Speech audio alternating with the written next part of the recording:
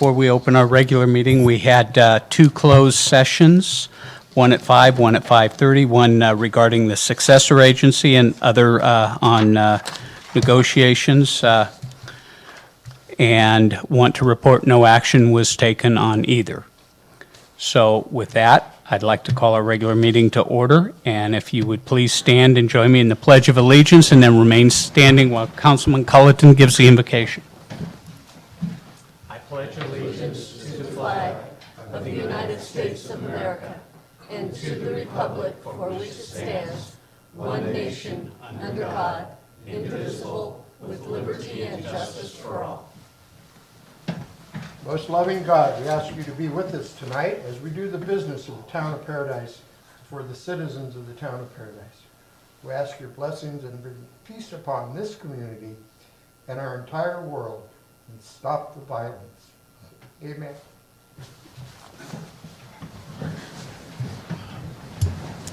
So, Dina, roll call. Roll call. Vice Mayor Bolin? I'm here. Councilmember Culleton? Here. Councilmember Jones? Here. Councilmember Tryon? Here. And Mayor Crowder? Here. So with that, we're going to start. We have several proclamations here, and I'm going to actually start with two that aren't here. One for Senator Feinstein and one for Senator Padilla. And this is for the help with our funding for the radio system. And then we have, fortunate to have our congressman here tonight, which we have a proclamation for. Whereas the campfire commenced on the 8th day of November 2018, within 6 hours it destroyed over 19,000 structures and claimed the lives of 85 people. And whereas Congressman Doug LaMalfa worked tirelessly to fight for the people of Butte County and specifically the town of Paradise, and whereas the Paradise Police Department radio infrastructure was heavily damaged by the campfire in 2018, and the town has actively sought funding to replace this critical public safety equipment, and whereas Congressman LaMalfa recognized the need for new radio equipment for public safety in Paradise, and included funding for the project in the federal funding bill, H.R. 2471. And whereas, as a result of Congressman LaMalfa's efforts, the town of Paradise will receive $615,000 to replace two-way police radio infrastructure. And now, therefore, I, Steve Crowder, Mayor of the town of Paradise, commend Congressman Doug LaMalfa for his contribution to the recovery of the town of Paradise, meeting the vital needs of the community, without which recovery to its present extent would have been impossible. In witness whereof, I have hereunto set my hand and caused the official seal of the town of Paradise to be affixed hereto this 12th day of April 2022. Congressman?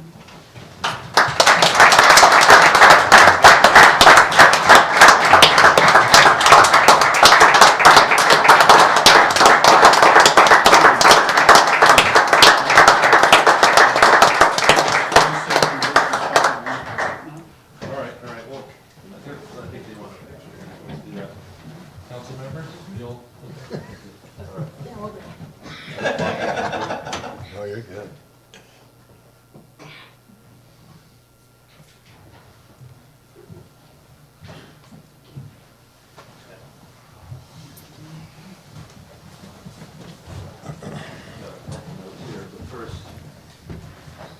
Well, Mr. Mayor and council members,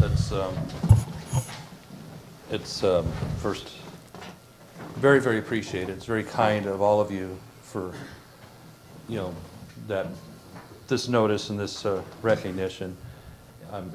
Part of me says it's kind of necessary because I don't know, don't always like the attention on that side, but it's nice. I mean that as a grateful person. So thank you. Very, very kind.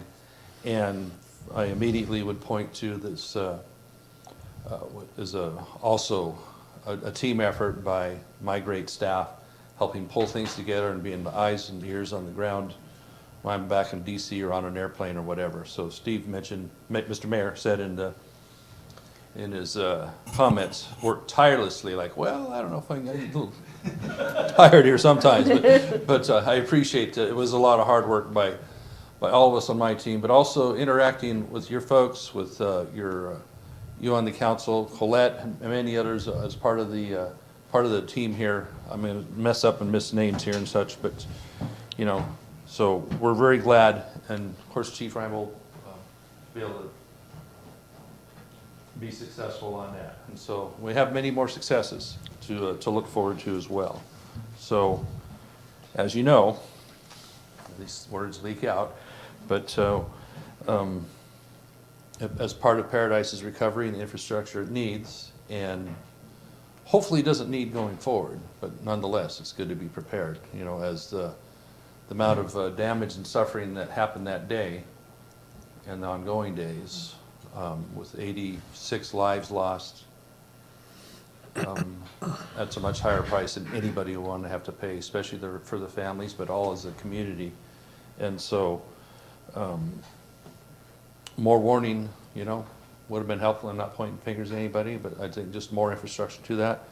So we were able to be part of the process to help secure, through the FEMA grant process, $2.2 million that's going to help with an early warning system for the community here. A siren system, early detection, all that's needed to have that heads up, have a greater leg up on a possible disaster, whatever it might be. You know, it might be fire, there's other things that happen to, chemical, whatever.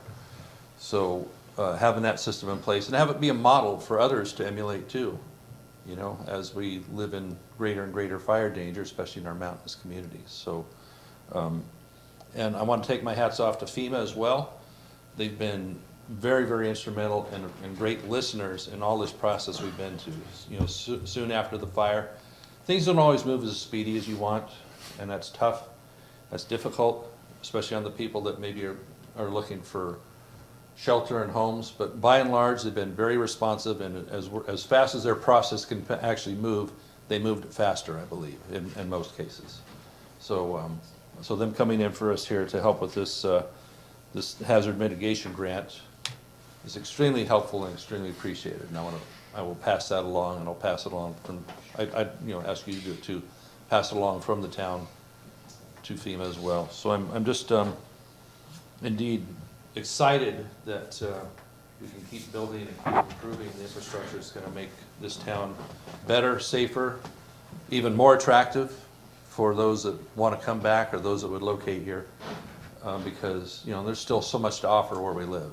Yeah, we got some patching up and some cleaning up to do, but already giant leaps have been made there with the new homes and the lots that have been cleared and the properties, and you know we know that there's still plenty to do, but you really have that momentum, and I'm proud of all of you. I'm proud of this town and the resilience of its people to stick with it.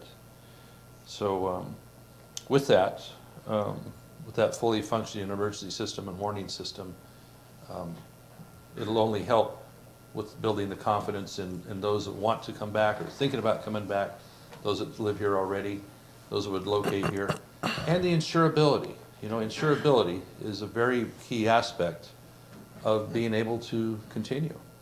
And so if we keep running into problems with that, we'll have to get those insurance folks up here to see what actually has been done instead of doing it from many miles away through a zip code, okay? A lot of great work's being done. So we'll be happy to be helpful in that process should we run up on the rocks with more of that as we go. So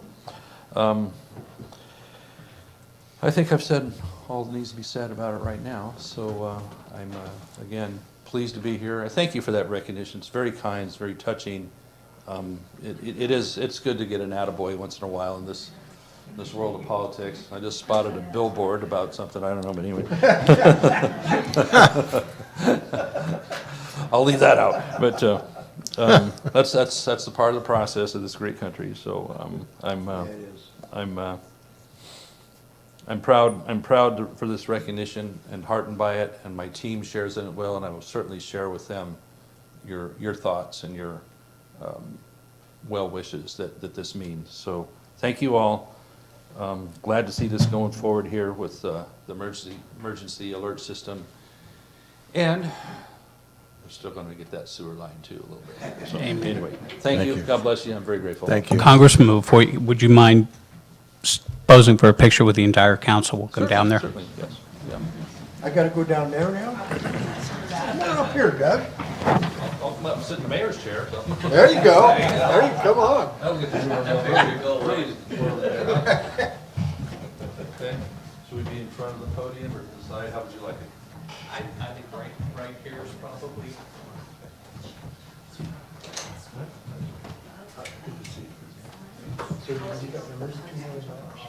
That's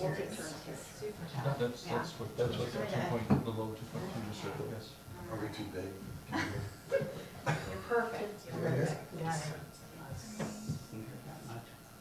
Smile to it.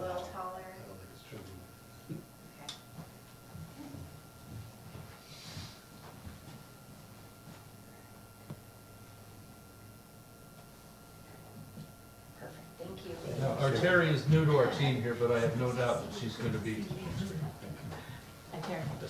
an instrumental part of helping us move things forward, so. Thank you. Make that turn into taxes.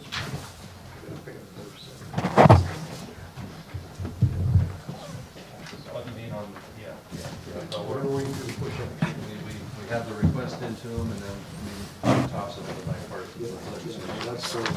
That's, It's open. Okay. Shouldn't have to be thinking about that. So yeah, Dan and everybody- appreciate that. Thanks. Thank you. Thank you. Thanks for coming. Do you need us for anything else or should I head back to the farm? No, thank you should for, go back to farm. thank you for all your help. Thank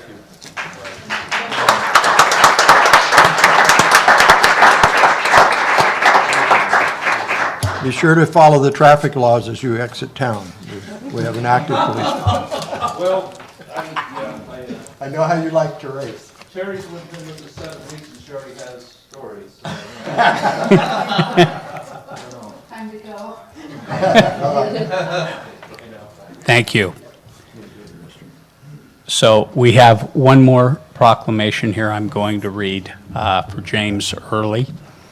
On November 8th, 2018, the Camp Fire devastated the town of Paradise and surrounding areas and initiated a long-term recovery period in our community.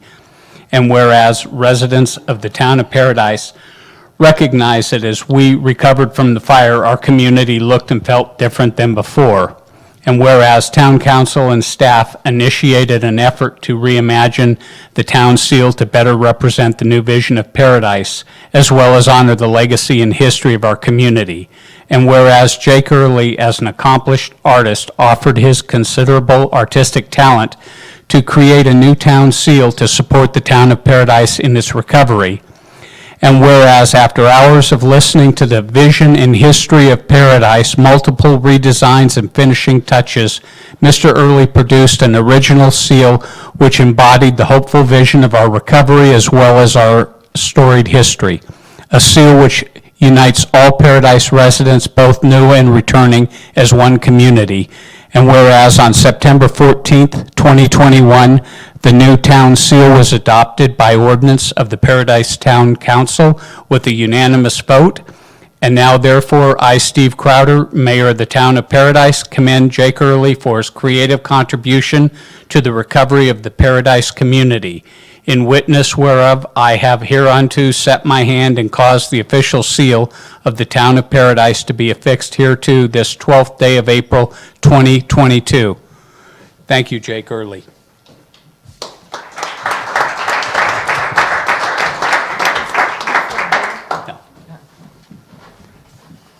Okay.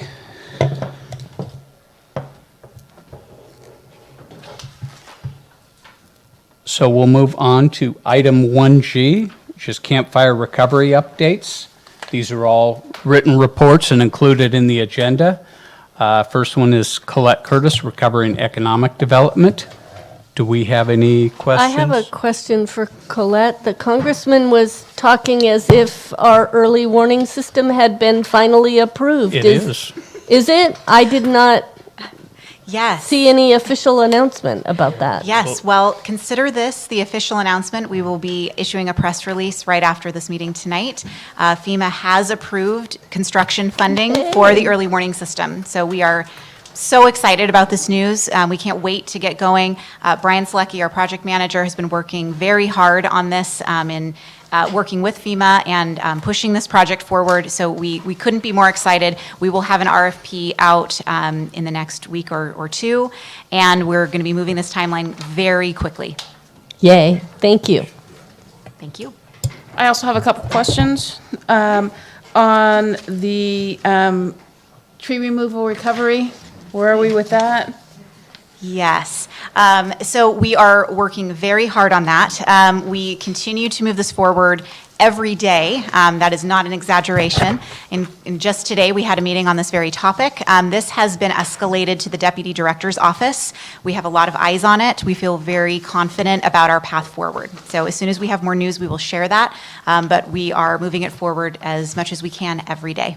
Because we're looking at approximately, what, 1.2 million? Just about that. 1.1 to 1.2. Okay. That's right. And Kevin, do you have? Yeah, we're not going to take no for an answer on this one. So this is one that we are definitely going to make sure that we get to the finish line on. If we have to, do whatever it takes to get to this money reimbursed back to the town, we're going to do everything it takes to do that. We'll reach out to our elected officials. We'll reach out to our legal counsel and see if there's any issues associated with that we can move forward. But right now, we're still letting the process move forward. It's taking a long time. Our staff has been working tirelessly on this. There's a lot of complexities that continue to kind of jump in front of us on this that we don't feel are roadblocks, but are just kind of, serpentining our path. But we will not take no for an answer on this one. So just to let you know that. Okay, thank you. But is there no way, what's a realistic time frame?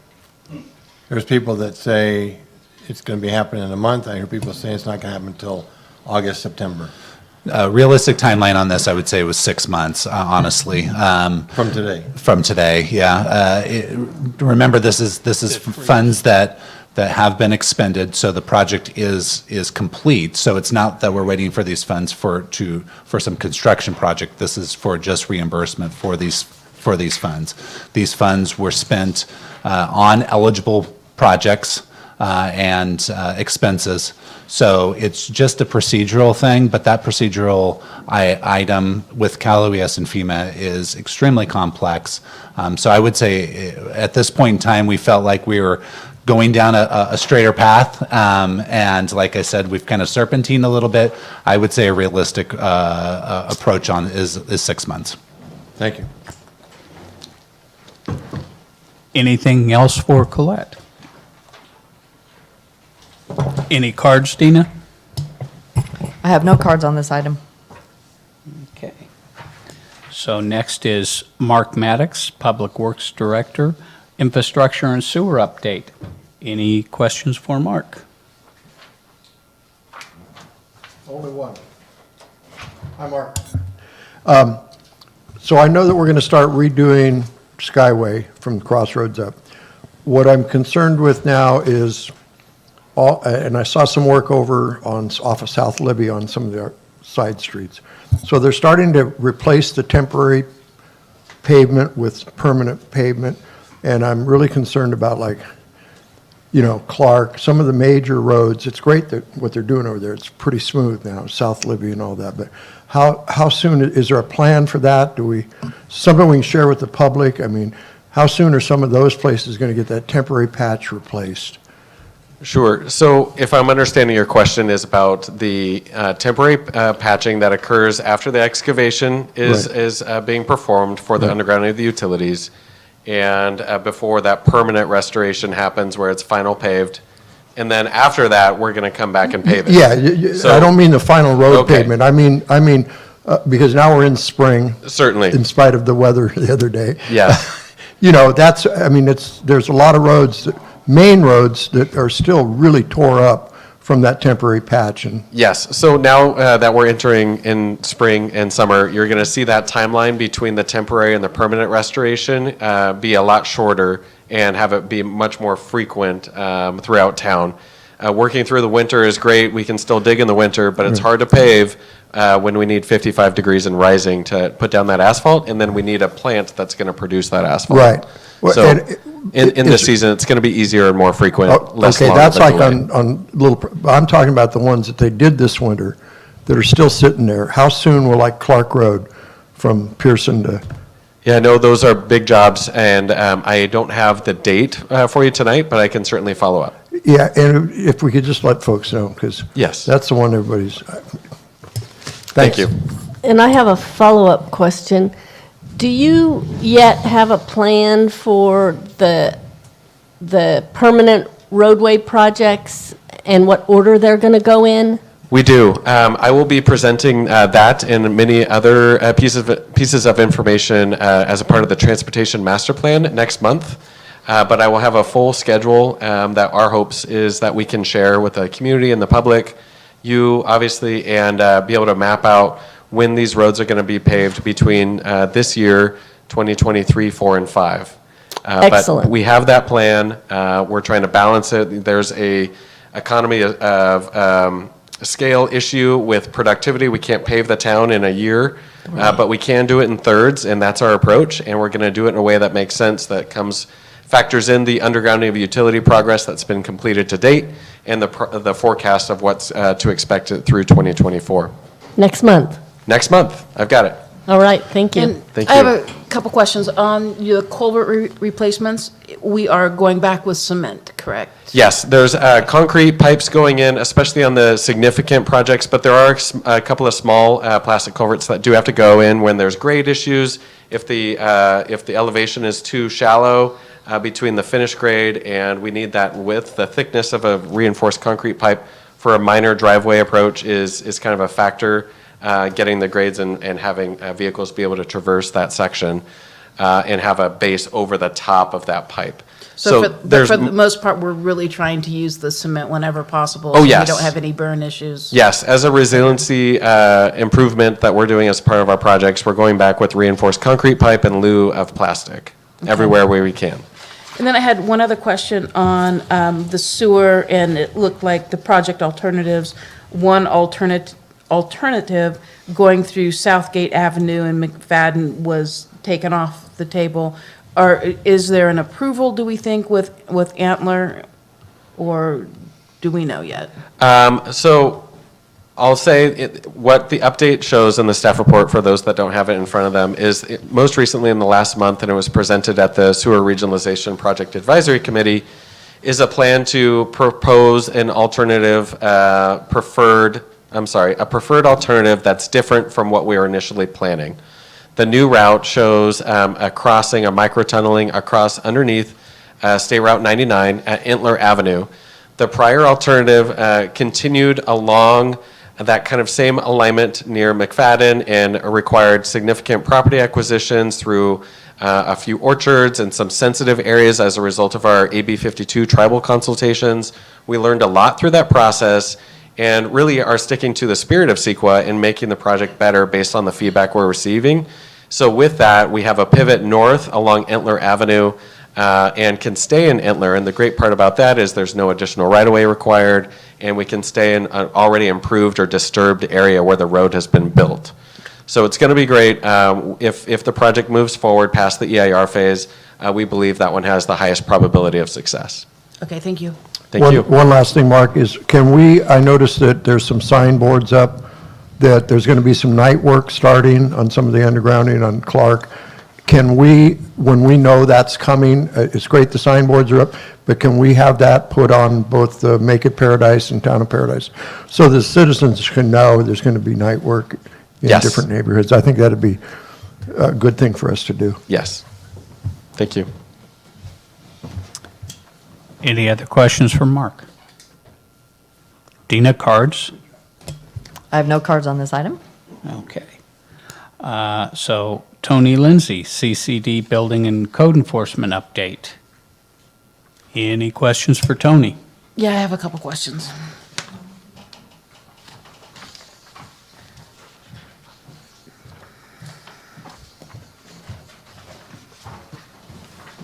Good evening. Good evening, how are you? I have a couple questions on, just in your report. You have, the ones that are in parentheses, are those the ones from prior years? or That's last month's numbers. So I Last like to kind month's. of give you a last month picture of what, how much cases, how many cases are, we've worked, and then this reporting period's cases. Okay, so, so when you say like storage only, we only have like 33 currently, correct? And last month, what you're saying is we had 34? Correct. Okay, so am I correct in looking at this? And so far, this last month, we have cleared 6 violations, is that correct? It is. Okay, so 3 were removal and 3 were resolved by some other means? Correct. 3 of the Okay. violations were resolved. Okay, and it looks like we still have quite a few that are in violations. And so if I'm looking correctly, out of the ones that are in violations, you have 54 that have their first administrative notice, 39 that have their second, and then 23 that have their third? Okay. I don't know if those numbers quite add up, but,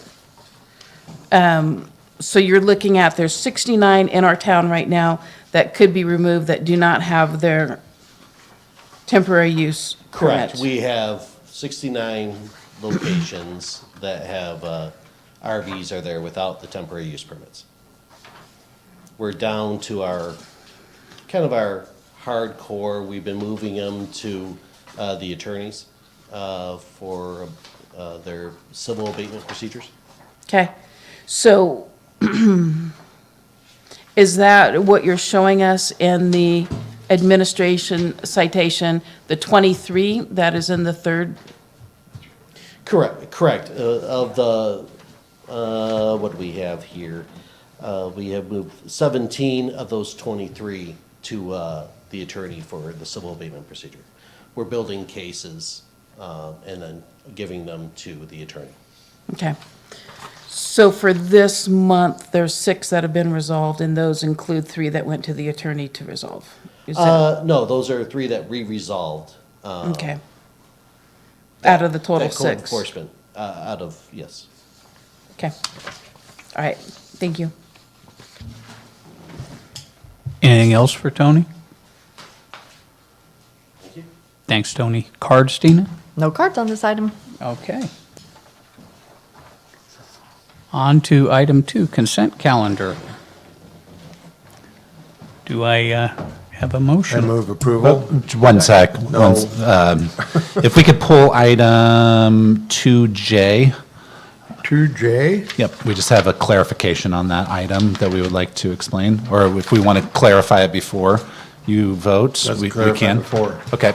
Yeah, thank you, council. So item 2J is 2 separate permanent easements that facilitate undergrounding work by PG&E in the vicinity of Boquest and Inez, I believe, and near the BRC, near the Park and Ride Boys and Girls Club area. Your staff report is completely correct, but it did omit the compensation portion of the work. So I did want to add that my request would be for council to amend their vote somehow in a way that stipulates that the town of Paradise be compensated just as we were for the prior 2 we adopted, I believe August, or we approved last year of August, or August of 2021, at $1,000 each. I apologize for the error, and the compensation was inadvertently omitted from the staff report. Yeah. So do we make the motion? I made the motion with that added to it. that Can we accept up the it to compensation. 2,500? No. That's what they paid me for mine. I mean, it's a park and ride, that's a valuable piece of property. So it's tucked away off to the side, it's going to be Okay, fine. It's all not right. an impact to our public services or rights of way. They owe us. I would put a motion that we add that to it. Thank you. Second. Motion by Bolin, seconded by Culleton, to approve the consent calendar with the addition to 2J to include compensation of $1,000 each for the easements. Roll call vote, Vice Mayor Bolin. Aye. Councilmember Culleton. Aye. Councilmember Jones. Aye. Councilmember Tryon. Aye. And Mayor Crowder. Aye. Thank you. So item 3, we've taken care of. Item 4, public communication. Dina, do we have cards? We have 2 cards on this item. The first one is from Ed Schilling. Yes.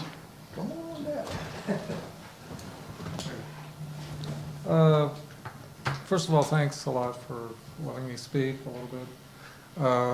I live in Paradise. I rebuilt here. Was living in a trailer for 3 years, and feel like, I have a little bit of my head to the ground as far as what's going on, what people are talking about. So I just had 2 points. How much time do I have? You have 3 minutes. 3 minutes.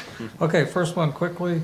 I would like to see some more plants, shrubs, savula, nice bushes along the bike path.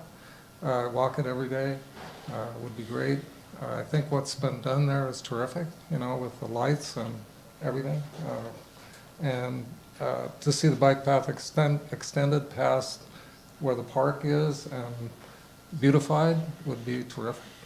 The second thing is the construction of a sewer line between Paradise and Chico. It never made much sense to me. I guess it's been in the works since 1979, and it's pretty much a done deal, and people have already, I'm probably talking to a wall here, I don't know. But I think that a local one would be better.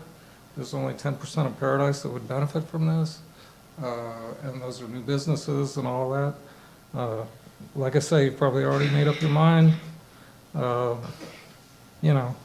It's Skyway, Clark, and Pearson. I live over on Bonnie Lane. There's 1,469 parcels affected. What about all of us? Do we pay for it in the end? Probably. 5 or 6 years to rebuild? Okay. Like I say, I've talked to people, and they don't know if that's really a good idea. But it's been in the works for a long time, and I respect that. It's got some kind of precedent and some kind of awareness to it. I think, hate to say Mr. Lamalfa, I'm on the other side of the fence here. I'm in the blue team. But making Paradise more attractive would be beautifying it first and bringing people back and building everything back, Then think about, a sewer line to Chico or whatever, but I think there are models for sewers that are local and probably better than taking it all the way down to Chico, 18 miles. For example, the Arcata wastewater treatment plant and wildlife sanctuary is just wonderful. I went over there after the fire and lived there for a while because I was in shock and wanted to get away. And, I think the marshes and the filtration system that they have there is just terrific. They have, of course, saltwater marshes that feed into it, but the freshwater marshes are beautiful, and you could build something like that would talk about beautifying Paradise. That would be wonderful. That's all I have to say. Thank you. Okay. The next card is from John Romelia. Okay, I'm gonna be real quick. I would like to see the town's planning commission members page expanded. I was here for quite a while before the fire. I was gone for a brief period and I'm back. I look at the names, I don't recognize a single one. There's no profiles, no pictures, no nothing. We've got an election coming up, and I would like to be an informed voter, and I believe that some of the people on the planning commission are gonna be running. I think we need to put it back like it was in the old days. Thank you. Thanks, John. That was my last card. Okay. Item 5, public hearing. First one, item 5A is by Kate.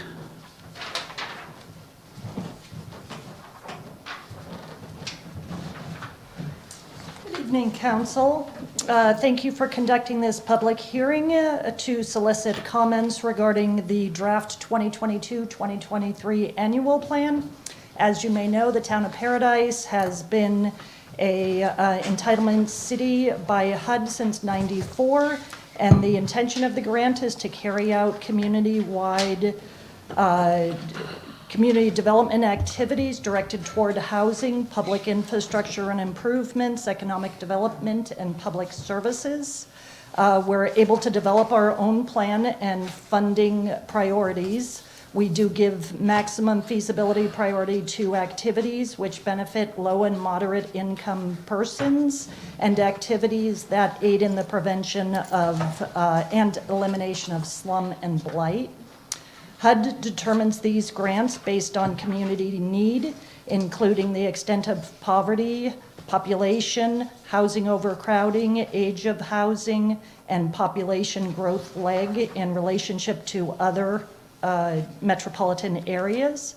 So our housing plan includes providing public infrastructures for sidewalks along Skyway, for providing housing assistance to support home infill new construction program, and for public services for LMI households. So I'd like to thank council members Tryon and Culleton for their participation in the Public Services Selection Committee. And the impact of this agenda item and subsequent actions regarding CDBG program results in about $124,000 in annual allocation funding, and there's no impact to the general fund. So with this public hearing, it does start a 30-day public comment period.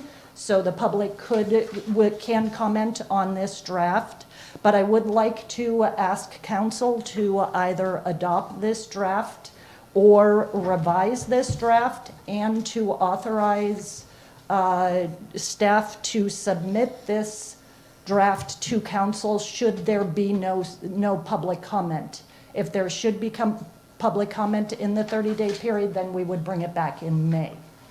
But I'm just trying to keep something off the calendar, council, if we don't need it. And that's it. Be happy to answer questions. I think we'll open it up now to public comment. Dina, any? I have no cards on this item, so we're opening the public hearing? We're Okay. opening the public hearing. Yes. No cards on this item. Okay, hearing none, we'll close the public hearing. And any questions from council for Kate? I'll move approval of staff recommendation. Second. Motion by Jones, seconded by Bolin. Roll call vote. Vice Mayor Bolin? Aye. Councilmember Culleton? Aye. Councilmember Jones? Aye. Councilmember Tryon? Aye. And Mayor Crowder? Aye. Motion passes. Thank you, Kate. Thanks, Kate. Okay. So another public hearing, item 5B. Conduct the duly noticed and scheduled public hearing and concur with the project CEQA determination by Susan Hartman. Thank you, Mayor Crowder. Good evening, council. This agenda item is about the updated design standards for the downtown and the Clark Road / community commercial development areas. Oops. Uh-oh. There you go. Thank you. Some background on the design standards. The design guidelines date back to 2002, and that's when they were adopted for just the downtown. We added the RDA in 2003. In 2010, they were changed to standards and applied town-wide, and that's what we've been using till today. Post-fire, the engineering division was able to secure a grant for the transportation master plan that included an update to portions of the design standards.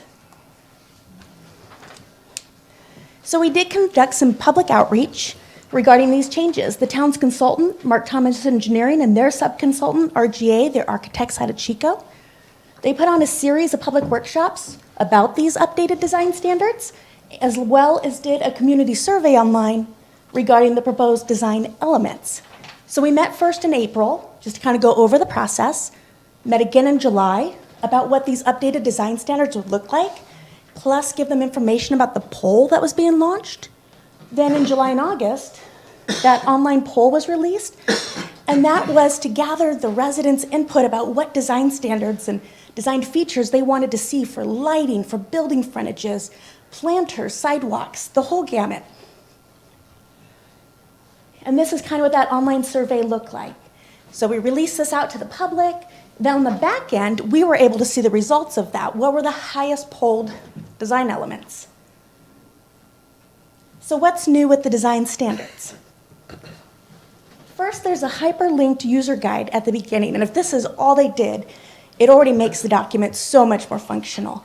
So if all you're interested in are the building designs, just click on the button, it takes you to that portion of the design standards. And it shows you on a streetscape where each of those portions integrate into the building design. There's a page navigation guide, so you know how to read the layout of the document. This is very similar to the existing one. So you have the categories on top, the subcategories on the side, and those are also all hyperlinked. So just click on what you want to look at, it takes you right to that section. And I like how it gives you what, in that picture, what they liked and what's disliked. Exactly, and a lot of those pictures are drawing from the highest polled design elements from the public survey. And it's always good, I mean, you learn a lot from what you don't want to do, so Right. it was good. So other updates, we updated the text to be compliant with the defensible space ordinance changes that have been made, including that 5-foot non-combustible standard. That meant removing things like foundation plantings. Also, there's just more pictorial examples, and those are based on those survey results, and also just of local businesses that had really great design. We revised the landscape language to comply with the updated state standards. Also, the Clark Road corridor and community commercial standards would now encompass the old RDA, and we'll talk about that in a sec. There's new text about the incorporation of outdoor dining in the downtown, and then just longer narratives with more pictures, more links. If there's a reference to the municipal code, click on it, it takes you there. And it just gives the end user better guidance on what it is that we're looking for. So, notably the differences between the two standards, think of the downtown as pedestrian-oriented and the Clark Road corridor as vehicle-oriented. So in the downtown, you're looking at different building entrances considerations because you've got the trailway, you've got alleyways, different ways to access buildings. You've also got, I got it closer, consideration for the outdoor dining, something new since COVID. And then also the signage guidelines are oriented to pedestrians.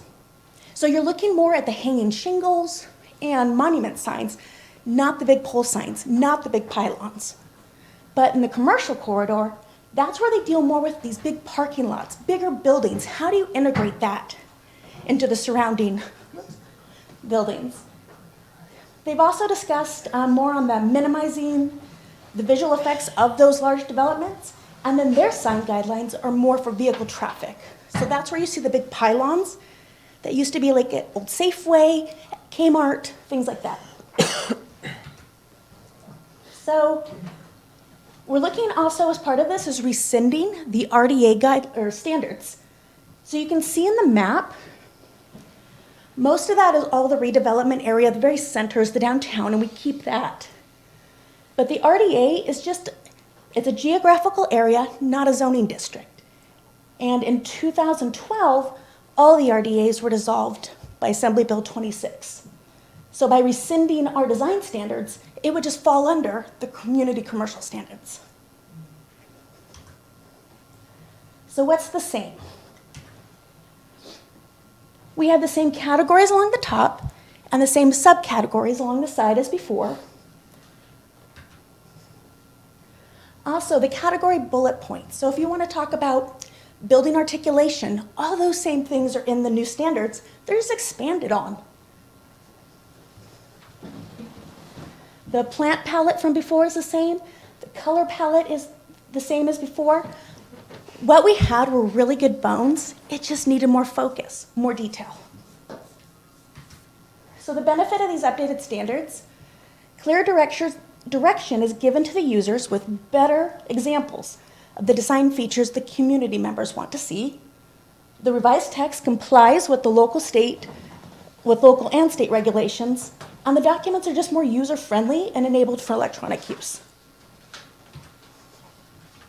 So the council action requested is to adopt a resolution adopting the updated design standards for the downtown and the Clark Road corridor, and then rescind the greater RDA design standards, and introduce an ordinance to update the design standards adoption date in the Paradise Municipal Code. Or you can direct staff to make further changes to the design standards.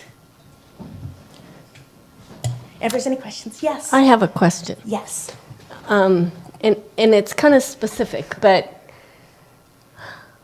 I don't have a good feel for what is required in the community commercial zone, Clark Road. And I'm looking at a building that's on the corner of Nunley and Clark that is the ugliest building I've seen. And I want to know if it meets our standards. So 2 items. It's not final yet. They do have design standards that call out for more than what you see today that were approved over a year ago. But the building itself has not finalized. So what are they supposed to do to the building? There's still supposed to be coverings for the windows, and there's supposed to be a different material of wainscoting along the bottom. So you have 2 different So materials it's on the not just a building. steel building? Correct. Okay. And what's nice about these standards is that we have these discussions about what can we do with the standards to make sure that good direction is given for this use of metal buildings. There just wasn't enough detail before, but now it talks about, for every frontage, you should have certain pop-outs and articulations on the building, and we can apply that to both the stick-built and to the metal buildings, and I think it'll help bring up the design elements on the metal buildings. My concern was that our downtown standards are such that our downtown is going to look really nice. And I wanted to make sure that Clark Road and the other commercial areas are also going to look equally nice, even if they're oriented toward vehicles. Yes, the bones of how the buildings look are very, very similar. It's more taking into consideration the site differences between the community commercial areas having parking lots and the downtown not, because there's not downtown parking standards. You're not required to have a parking lot. So you're right, they're different, but then there's more information about how you include landscaping in that. You're not doing this island of just asphalt, and how you make these buildings, work with the nature that surrounds them. Okay, thank you. Yes. So I have a question. The Yes. surviving buildings? Yes. That survived the fire, are they also going to be required to go to these design standards? They're not retroactive. If they wanted to voluntarily do facade redo, then we would apply these standards to them. Then is there a point that we could possibly look for some grants to help them if they want to conform to the design standards that the new buildings will have? That is a great idea. Okay, thank you. Okay. Yes, sir. So these standards, the only thing is like no foundation plantings, 5-foot barrier. Fortunately, existing buildings, it's not retroactive. So, because I drove around with one of the items we're going to talk about later on this, and like I look at places like the DMV the post office with trees right in front of it, CMA Church, plantings. It's kind of like there's also some stuff in here about landscaping, types of plants that you could possibly have in that 5-foot barrier. So as long as that's a possibility or a consideration, because in the beautification of a commercial property, sometimes landscaping, planting and stuff, other than it produces oxygen, is a good thing. And the other part, to Jody's point, it's great we have I think this is a good product. I think it's much better than what we used to have. And I like the fact we're getting rid of some of the other stuff and making it. But, there are existing buildings on that corridor. Yes, the old, the Napa Auto Parts, I mean, that building's been there for yes. 50 years or more, you know, and Yes. it doesn't meet any of these standards. No. It's absolutely ugly, you know, but it's not going away. So, you guys have done a great work, so hopefully the public appreciates what we're trying to do to make this Yeah. town, bring What it I- back bigger and better. Absolutely. What I love about these standards was just the input that we got from the public, and it was just turned right back around and infused into this document. So this is what we were told the residents want to see, and that's what we're trying to get to. Good job. Thank then- you for your work, and thanks for involving the public. I think that's important. And I forgot to mention, I have my lovely consultants on Teams if you have any questions for them. I did want to say one more thing. Yeah. Going to what Woody was talking about, the 5-foot fire-resistant barrier. I'm glad to see that there. I remember when we were looking at what we could do to be more fire resilient, and I asked the fire chief what were the highest priority things for them, and that was number 2, after not connecting your wood fence to your house. They're both relatively inexpensive to do, and if you don't have a lot of experience with it, you might think having that 5-foot barrier around the building and not having foundation plantings is ugly. But my new house has that, and it's not ugly. You can do it in a beautiful way, too. And so I'm really glad to see it, because I think it's one of the important things we can do that doesn't cost people a lot of money. That's such a good point, because there was that section about fencing that we just referred back to the new fencing regulations, and we struck the photos of lattice tied to the side of a building with vines climbing up it. So, So, Susan, I have a question. of course. And it's come up to me, in fact, I think you were in one of the meetings with, if somebody rebuilds a building in what would have been the middle of the block, Yeah. they're the first one to come in. So now we want them to screen the side, which if somebody had built before them, they wouldn't have to do, because that building would screen them like it did before. So I'm hearing, why are we spending money to do, it's almost like they're being punished because they're the first ones to build. Okay. So what can we do about that? So for commercial buildings, you're right, there are screening requirements for any kind of external ground level mechanical and septic. And in some cases, even when the other buildings are there, you're still gonna have some screening requirements on there. But you're right, there will be instances where you could have buildings on the side already built, and then the center lot, they've put their equipment in a means that the neighbors themselves screen for them. You're right, it's difficult because the building's elective. We don't know when or if the neighbors will actually build to do that, so that's a hard one. But if we get somebody that says, you know, because when you have to do the whole length of the property, it gets a little pricey. So we want to encourage people to come back. And again, to me, it's almost like you're punishing them because they're the first ones back. And they say, you know, forget it, I'm not going to build. So would we rather Right. look at a vacant lot? I mean, So I'm only aware of one project where we ended up using screening as a mitigation because the applicants did not want to do any design features on that side of the building. So in lieu, it was to screen it. So to Yes, sir. Steve's point, you know, that's a good point. Do you folks have within these guidelines, I mean, do you have the ability to make exceptions? Yes, You don't want to go there. Huh? You don't want to start doing that. Well, I'm just saying, I you're mean, if trying to you, meet the intent, and that can be done in different ways. it's just Could like. there when- maybe be landscaping instead? When you develop a lot, they're gonna make you like put in sidewalks and curb and gutter, you know, for future, you know, I mean, we're gonna require that, even though there's no sidewalk to connect to, you know, or anything. But, you know, I mean, to his point, I mean, there's gotta be some, you know, it's gotta be I understand You're what you're right, saying, Greg. so- No, I don't wanna look at a place, poke holes in a thing. Yeah. But that's a valid point. I mean, So we had another, it was a church, where also there was a need for screening on it, but instead they used landscaping as their screen. And we understood that at first the landscaping would be pretty minimal, but it would grow up to provide that screen. So we worked with that instead Okay. of a fence.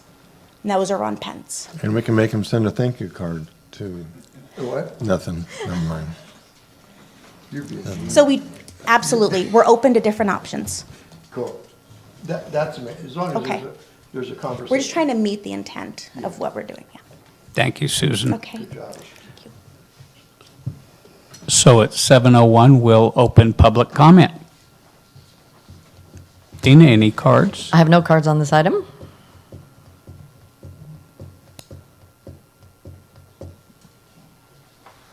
One quick. You gotta come to I'll the, fill out a card. you gotta come to the. Come on, John. Okay. Quick question. If somebody's on a zero setback lot and they've got to provide some type of landscaping or screening on the side, and that landscaping or screening has to be 5 foot from the building, if it's landscaping, they basically lose 10 foot of their property on a zero clearance lot. And we have a lot of lots that are very narrow downtown. And I just see some kind of issue there. Thank you. Thanks, John.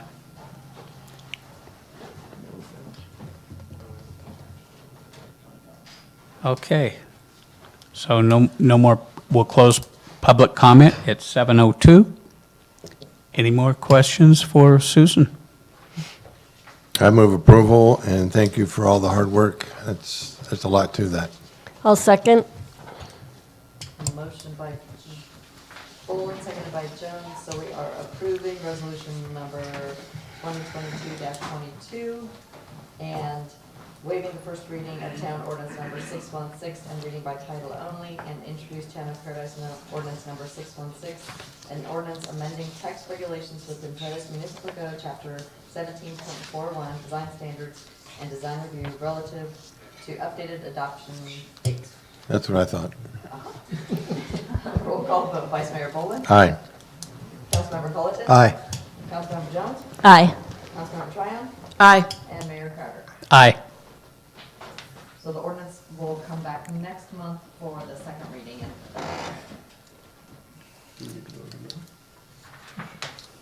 Okay. Item 6, council consideration. 6A is consider discussion and adopting resolution number 2022-16, a resolution of the Town Council of Paradise making findings concerning sole vendor for the purchase of body-worn cameras. Chief? Well, you know, we're all getting older, so I have to try and go backwards somehow. Part of the team. That's right. So, good evening, everyone. Thank you for the time. I know we have 3 items tonight to discuss. So, body cameras and in-car cameras. We have had body cameras since 2008. We were actually the first agency in the county to have them. And over the last, 10 to 15 years, we've seen across the country that body cameras and car cameras are really the expectation and the norm for our law enforcement. So a couple of reasons behind that. I think it definitely allows for transparency, but there's the evidence side of the value of the video, and then obviously citizen complaints or just general liability. I think that it limits the exposure of our officers in the town overall. So I don't think that any of us are in disagreements that we need to continue to have body cameras. We probably pre-fire had gotten close to the end of life of our current body camera system. And so now we're at a critical point where it's time to replace them and move forward with a new system. And primarily being that the system we're currently operating under is unsupported and antiquated. So I don't want to steal all of Cameron's thunder because he's done a tremendous amount of research. So I'm going to invite Lieutenant Kovacs up and our guest, David Burns from Utility Associates. Cameron's going to give you guys a little more history on all the research that we've done, as well as the products that we've tried, and then he'll explain why we're recommending the sole source vendor to go with this particular product. Thank you, Chief. Mayor, Vice Mayor, council members, this is my first time in front of you, so please be gentle as I muster through this. No way. Glad we know that now. As the chief already spoke in regards to our body camera system, I just want to kind of unfold some of the historical stuff that we've been looking at before I invite David Burns from Utility with a vendor that we are going to be presenting as a solution to this issue. Again, like the chief mentioned, we've been in the business of utilizing these body cameras for a long time.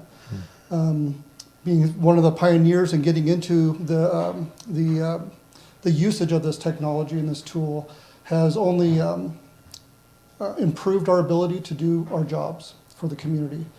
And so over the last probably 3 or 4 years, our current solution has been deteriorating. It's not supported anymore. The devices that we have are not serviceable, and we have nobody to really get them to work. In fact, I just learned this last week, we had to kind of Frankenstein a device together just so an officer can go out and have the tool that they needed out there. So, that's kind of like the why behind why we're presenting this thing for you to consider. I also want to share the how we got to where we're at for this proposal and choosing this particular vendor. And then I'll also go into where do we go from here. So the why I covered already in regards to we're at the end of life with our current system, which forced us to start investigating and checking out other options. As you can imagine, the market is just inundated with technology out there with body cameras. Your staff spent a good part of the last 2 years investigating nearly a dozen different vendors that provide mostly the same idea. A small box attached to your uniform, collects recordings, you download the recordings and you utilize it for evidence or for enlightening situations if there's a particular investigation on conduct or officers' relations with the community. And so all those same technologies, all those same solutions all have very similar problems that we noticed. All of them attach their devices externally onto your uniform, however your uniform is. All of our officers wear the external carrier load-bearing vests that have all their gear up at the above the waist for not just comfort, but for health reasons, for back issues. And so these devices that the companies are selling out there and making money off of are all devices, again, similar, small boxes. It's basically a GoPro redesigned in many ways. So they have this similar issues with those is that they're constantly getting knocked off.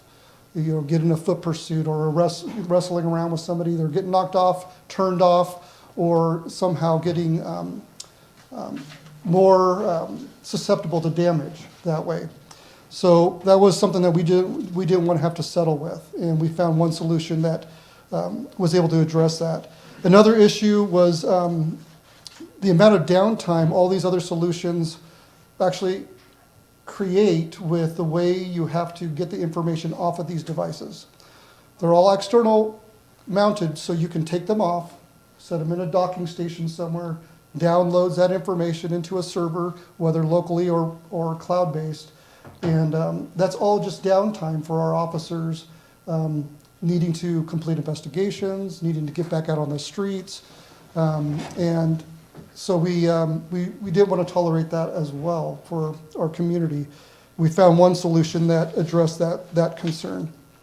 Many of the solutions out there have some type of automated activation, meaning that like right now, our current solution is every officer wants to do a recording, they have to physically touch or manipulate that device to get it to start recording.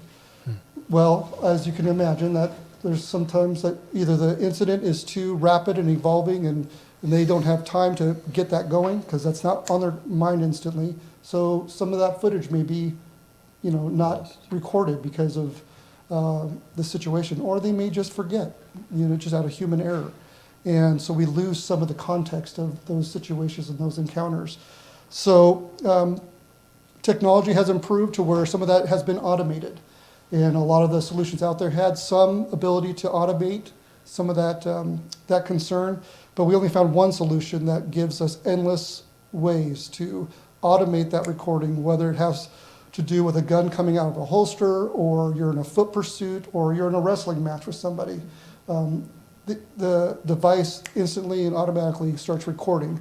And not only that, but alerts everybody else that is tied into that system, dispatchers, admin, your partners out there, and lets them know where you're at and what you're doing in the instant that you're in that maybe, fight of your life type of situation. So that's the why, that's the how. Where do we go from here? Well, with your consideration today with regards to this proposal, our recommendation is to enter into contract with this company, Utility, and I'm going to invite David Burns up here in just a second to explain what it is that we're proposing. But by considering this proposal, you'll be equipping not only your police department with better investigations, more transparency, better collaboration, and an increased level of trust, but you'll be equipping this community with a layer of protection for just frivolous litigation or false litigation regarding, conduct of your officers that are doing an exceptional job out there. So with that, I'm going to invite Mr. Burns up to explain what we're proposing, and then at the end of his presentation, we'll answer any questions you guys have. Clicker? That's him. I assume, but I wanted to make sure.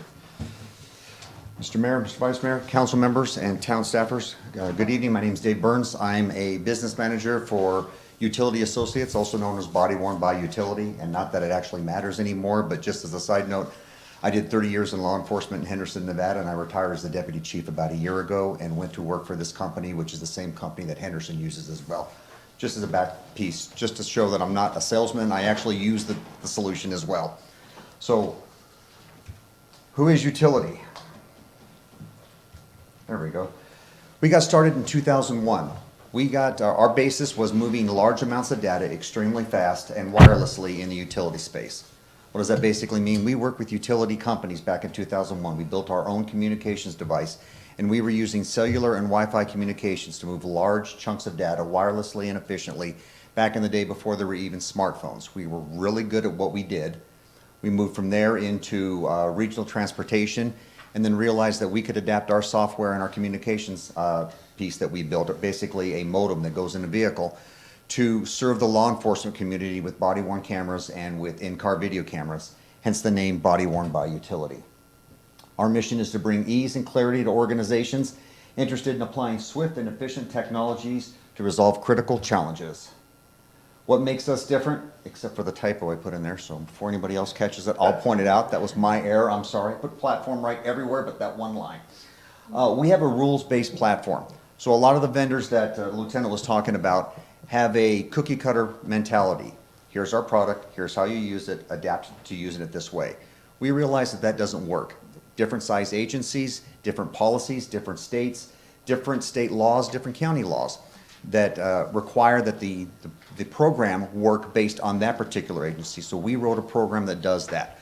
Our program works with the agency's policy. If the agency's policy changes, if state law changes, if you enact different ordinances or laws, the background, the backbone of our solution will modify with that. There's no additional cost to change it. It is built into the system so that they can adjust the program so that it works with what their current policy is and evolves with them. No additional cost, no additional fees. On top of that, we provide automatic recordings based on predetermined policy, like I talked about, so that you have the evidence that you need when you need it.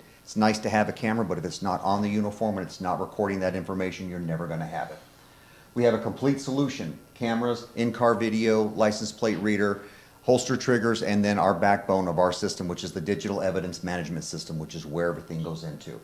Ease of implementation, we are able to implement this solution within 90 days. As a matter of fact, provided you agree tonight and vote forward, we're scheduled to come back in May for the installation. That's pretty quick for most places. Competitive pricing, and our customer service is above everybody else. We focus on developing technology to enable law enforcement to do their job efficiently. Basically what that means is that law enforcement has plenty to do as it is out there. We are asking them to do more and more every day. We keep putting more and more work on them. Trying to remember to push a button, like the lieutenant mentioned, to get a recording, we shouldn't be able to do that. Technology has evolved that we should be able to turn on the camera for the officer. They can focus on how they're going to get that call. They can focus on de-escalation and the other things that they need to do when they're at that call, rather than worrying, did I push a button? Did I start a recording? Do I have the information that I need for true transparency and accountability? What makes us different, like I mentioned, our real-time communication piece that we wrote, that we designed and implemented. Officer down alerts. If an officer goes down, whether they're in a fight, whether they're having a medical issue, like the lieutenant mentioned, the system will alert everybody else on the road and pinpoint exactly where that officer is and provide turn-by-turn directions. No docking. We offload video in the field in real time. So we're offloading the video from the vehicle and from the body-worn device to the CJIS compliant cloud, which means it's a secure cloud, government-approved, CJIS compliant, in real time. So there's no worry that something happened to that device during the shift and all that video is now lost. It's being offloaded as it's being recorded, so the video is constantly available. With that, you also get live streaming. So you are able to live stream into any one of our body cameras or any one of our in-car videos from anywhere that you have internet access, be it Wi-Fi or cellular. The chief can be sitting at home, have a critical incident, he wants to see what's going on that call. Any camera that's on that scene currently recording, he can remote in and see from anybody else. The system lets you know who remotes in. The system lets the officer know that somebody remotes in. There's a complete tracking system and a complete chain of evidence for everything that takes place in our system. And again, because we're policy-based and rules-based, the chief gets to determine who has access to do that and who does not. So not everybody can zoom into everybody else's camera. And then holster sensors. We can show that in a minute. Foot pursuit activations, if you take off running, the camera will alert that you're off and running, because the device that we use, that has accelerometers and gyroscopes in it, so it knows that the officer is running. Pinpoints where the officer's at and provides, again, turn-by-turn direction. I don't know if you've ever listened to a foot pursuit before, but it's always somebody screaming into a radio and everybody else screaming where you're at, and nothing gets through. And then Cad integration and activation. Like the lieutenant mentioned earlier, the video is downloaded, then the officer has to go in and classify the video, identify what case it's associated with, so on and so forth. We integrate with your CAD system or with Butte County's CAD system so that the officer doesn't have to do that. The video is uploaded automatically, it's linked to the case or the call that they're currently on, and it's classified. Nobody can go into the system, not even us, and delete a video. The only way the video can get deleted is based on the retention schedule, again, that you create. So that video is uploaded, it's classified automatically, saving time at the end of the shift so the officer can focus on their paperwork and getting other things done. And then CAD activation. Not only can we activate through a countless number of triggers, but we can activate on a zone in and of itself. You know where the officer's going, we know where the officer is based on GPS. We can automatically activate the camera for them as they get closer to that call. So again, they can focus on responding to that call and what they're gonna do when they get there, not worrying about pushing a button when they get out of the car. 2 short videos, and then I swear I'll shut up.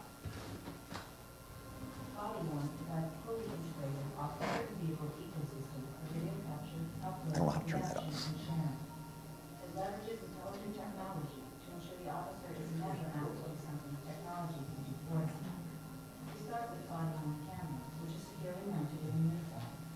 As the officer gets into their patrol car, body-worn automatically associates with the rocket IoT in the trunk.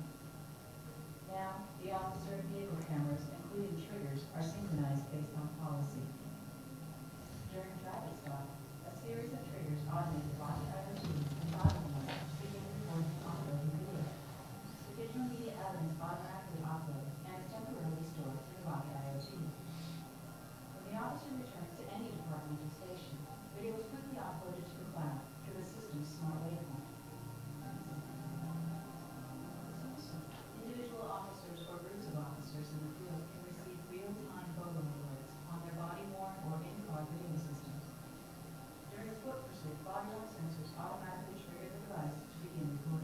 That's what I look like when I run. Body worn will activate recording while sending real-time alerts to dispatch. Additionally, it will capture 2 minutes of pre-event recording to ensure all critical evidence is captured. In a high-priority event, additional media evidence can offload to the cloud automatically using the site method. Because dynamic lives, intelligence matters. This includes intelligence that allows the system to integrate to the department's computer-aided dispatch system. When a 911 call fails, an officer is assigned. Body-worn and rocket IoT vehicle video will automatically activate when the officer arrives on scene, tagging it with all relevant information for that call. Body-worn has an added layer of officer safety protection. In the event that an officer goes prone, the ecosystem automatically senses and sends alerts to officers within proximity and dispatch, enabling them to respond quickly. Dispatch and other assigned parties are able to view a live stream feed of officer's body-worn camera. The system's mutual aid capability allows multiple agencies to share BOLO alerts for emergencies and other life safety situations, thereby creating entire networks of smart cities for emergency response through AvailWeb. Meanwhile, AvailWeb allows departments to view and manage all digital media evidence. With rich interactive media playback, reporting capabilities to support day-to-day operations, and case management for operational efficiency. In order to respond promptly to video release requests, we've built in smart reaction to quickly automate the redaction process. In a few short moments, digital evidence cases can be shared to the district attorney and local news outlets. A dedicated lawyer's portal allows the DA to access media from all agencies within their district. A temporary link can be provided to a news station with limited access. Body-worn, promoting officer safety while building trust between law enforcement and the community. This one's much shorter, I promise.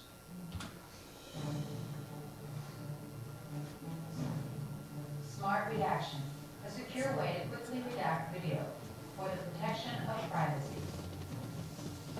Included at no extra cost for all body-worn and Rocket IoT customers, AvailWeb's smart redaction protects the privacy rights of victims, witnesses, and juveniles in addition to other redaction requirements. It enables law enforcement agencies to automatically redact video with its full blur and skin blur tools. This easy-to-use system can track faces and objects that can be redacted or highlighted throughout the video.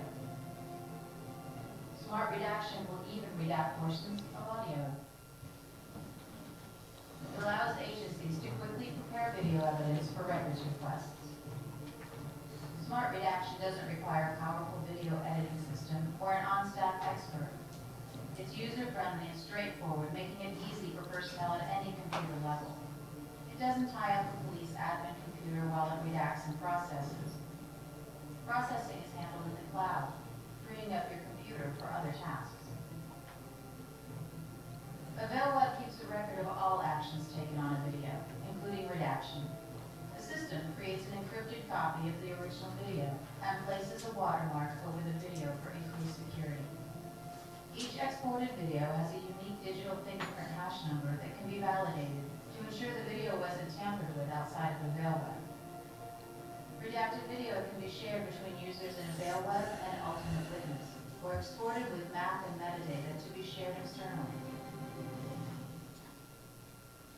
With the power to redact body-worn and Rocket IoT video in AvailWeb, smart redaction addresses privacy concerns for the total ecosystem, allowing officers to focus on their job. Utility Inc. When seconds mean lives, intelligence matters. One last piece. So this is my old uniform vest that I used to wear. So this is the device. It's basically an Android camera. It's an Android phone that we've stripped all of its abilities to be a phone anymore. It takes video, it takes still pictures, it takes audio, it tracks GPS, and it stores that video until it reaches the rocket and it offloads the video. It slides simply into any vest, uniform, shirt, which is a lot easier when I'm wearing it than when I'm not. But it slides simply into the vest and zips up. What makes us different is that we have patented this design. Nobody else is able to do this. And as you can tell, the only way this is coming off the officer is you're gonna have to rip the shirt or the jacket or the vest or whatever the officer's wearing it in. It is never coming off while they're wearing it, which provides you the video that you need when you need it. So it doesn't get bumped off, it doesn't get knocked off, and it transmits that video freely. It can be implemented into any standard vest. As a matter of fact, we've already talked about how it'll implement into the current vest that they currently wear, rain jackets, heavy coats, rain slickers, anything else along that line. The other thing that makes us different is we don't believe in an end-of-life solution. So this is the current model. I say in the aspect of it's the one that the sales team uses. The cameras that we were already talking about potentially deploying for the town of Paradise is the new updated model. There's a built-in refresh model, and if any camera gets damaged and we're into the next model, they get that automatically. So there never is really an end of life. If the camera's not holding the battery charge or anything else, we supply you with the current one that we're currently using or the next model that's out there. And the cool thing about these is that the industry's already maintaining these and putting the newest ones on the market. There is a new cell phone that comes out every other year, every 18 months. They're managing it. We're not managing pulling a camera off a shelf, putting it in a GoPro box, and then hoping that the supply is out there. These are abundantly available.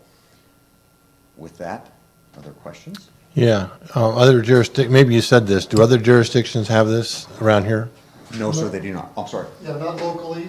In California, there's, I think, 2 other agencies in Southern California. And that's, right now, they want to partner with us to get their foot into California with their technology. Okay, and this doesn't pose a problem that we're a lone user of this? No. Okay, okay. And then you have the holster trigger. If it's already filming, why is there a trigger when you pull the gun? I mean, it just seems like something's not working for me there. Well, there's always incidences where you're not responding to something like a call for service.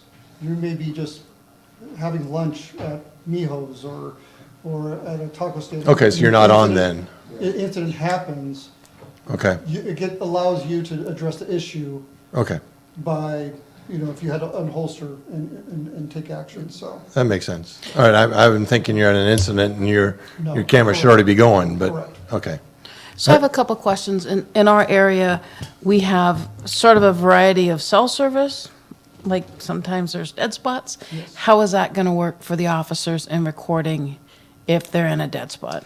So the recording's happening whether you have signal or not. So Okay. the device itself is doing the recording. As far as connection to internet or Wi-Fi, when it has that connection, it connects and dumps that video feed to the router that's in the vehicle. The vehicle then uploads it into the cloud-based system for management. Okay, so if they're in a dead spot for a cell phone, they're still going to be able to record. And then the uploading, does it have to happen when they're back at the station? No. Or it can start to happen when they're out in the field That's via We've actually updated the technology. That's just a slightly older video, but yes, we're actually offloading. And some agencies don't want to do it that way. The agency I came from, they wanted to offload the video at the stations. We had 3 stations throughout the city, so they were waiting to that. Agencies that are more progressive want to offload that video in real time. And so how does the integration work with the CAD system? That's where the magic is. So they will have a software developer basically make that connection to our current CAD system, which is through Sunridge RIMS. And so when data is created in RIMS and we're recording, it's going to utilize that system to communicate, well, where I've been dispatched to. So it identifies who I am, and it knows that I'm linked to that call. So as soon as that connection is made, it'll know, okay, if we put the parameter, let's just say we put a parameter around a certain address that we're responding to, or any address we respond to. Within that area, it's like a geofence, then my camera would automatically kick on. Also, at the same time, imprinting whatever data has been inputted into that CAD system as far as incident number or case number, type of call it is, which will help in categorizing it with the file maintenance on the Avail website. Okay, so they're using geofencing technology to trigger the CAD to match For where more they are. deactivating of turning on the camera. All right. The tagging of the videos just has to do with that software connection between utility and RIMS. So if the CAD's automatically generating a number, somehow that number is going to be attached to that Correct. video? That's Okay. correct. Thank you. Thank you. So you're out of state, correct? Yes, sir. So service and availability of parts, how's that gonna work? So we leave spares on site, so that if a camera gets damaged or fails to function for whatever reason, you can grab a spare off the shelf and log into it. We're based out of Decatur, Georgia, which is just outside of Atlanta, 24 hours a day, 7 days a week. Call the 800 number. So you've got a problem, we'll walk you through the problem that you have, or certify that the device has failed, and we'll ship you out another one, RMA, next day, no issues at all. I believe the lieutenant checked with a couple of other agencies that use our solution, and I wouldn't be standing here if it wasn't good news. And that was one of the criteria in regards to evaluating all these different solutions, is the level of customer service. Quite frankly, I put that at the top of the list of any, idea or, presentation that we would present to you, as we want to make sure that we're being taken care of. And from day one, this company has, heard the mission that we have for this community. And they couldn't wait to be part of it, not because it's a sale on their end, but it's a big opportunity to be part of something bigger than they've ever been a part of, so. I got a question.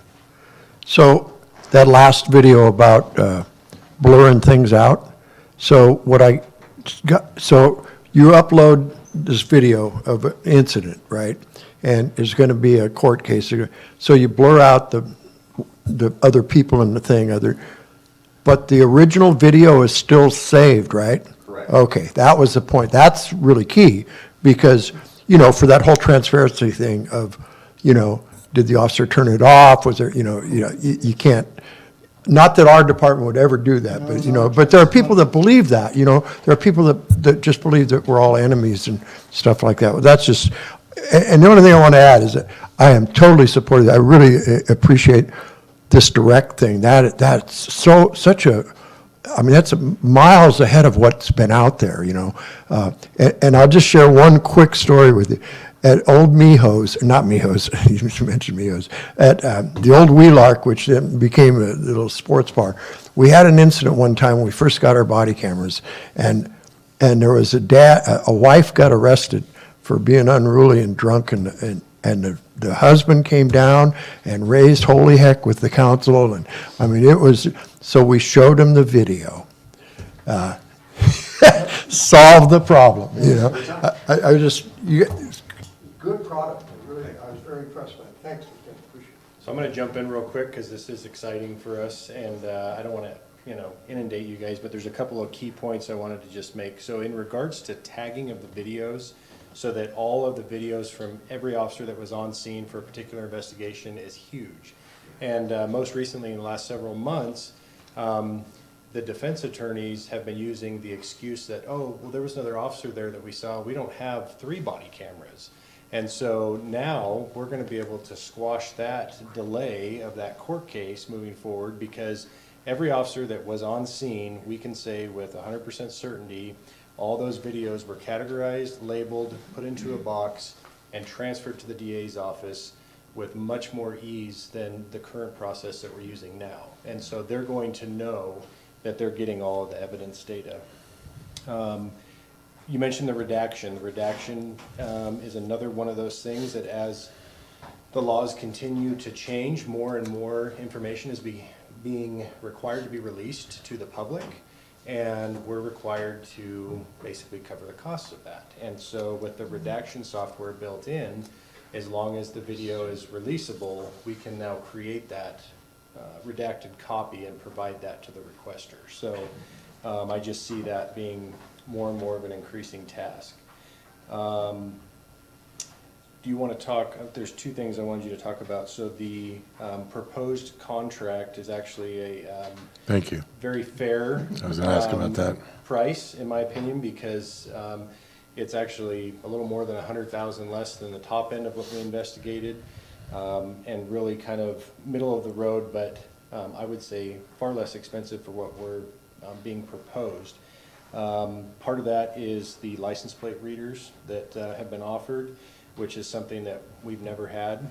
And he can explain all the benefits to the LPRs, as well as the new load-bearing vests with the grommets built into those at the rate of about $225 a piece.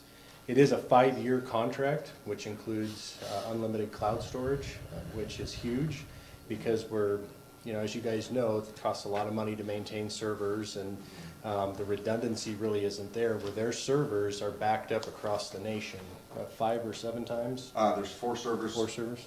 Per time zone. They're the Amazon cloud servers. Not the sales side, it's the government side that the feds and everybody else puts their data on, so.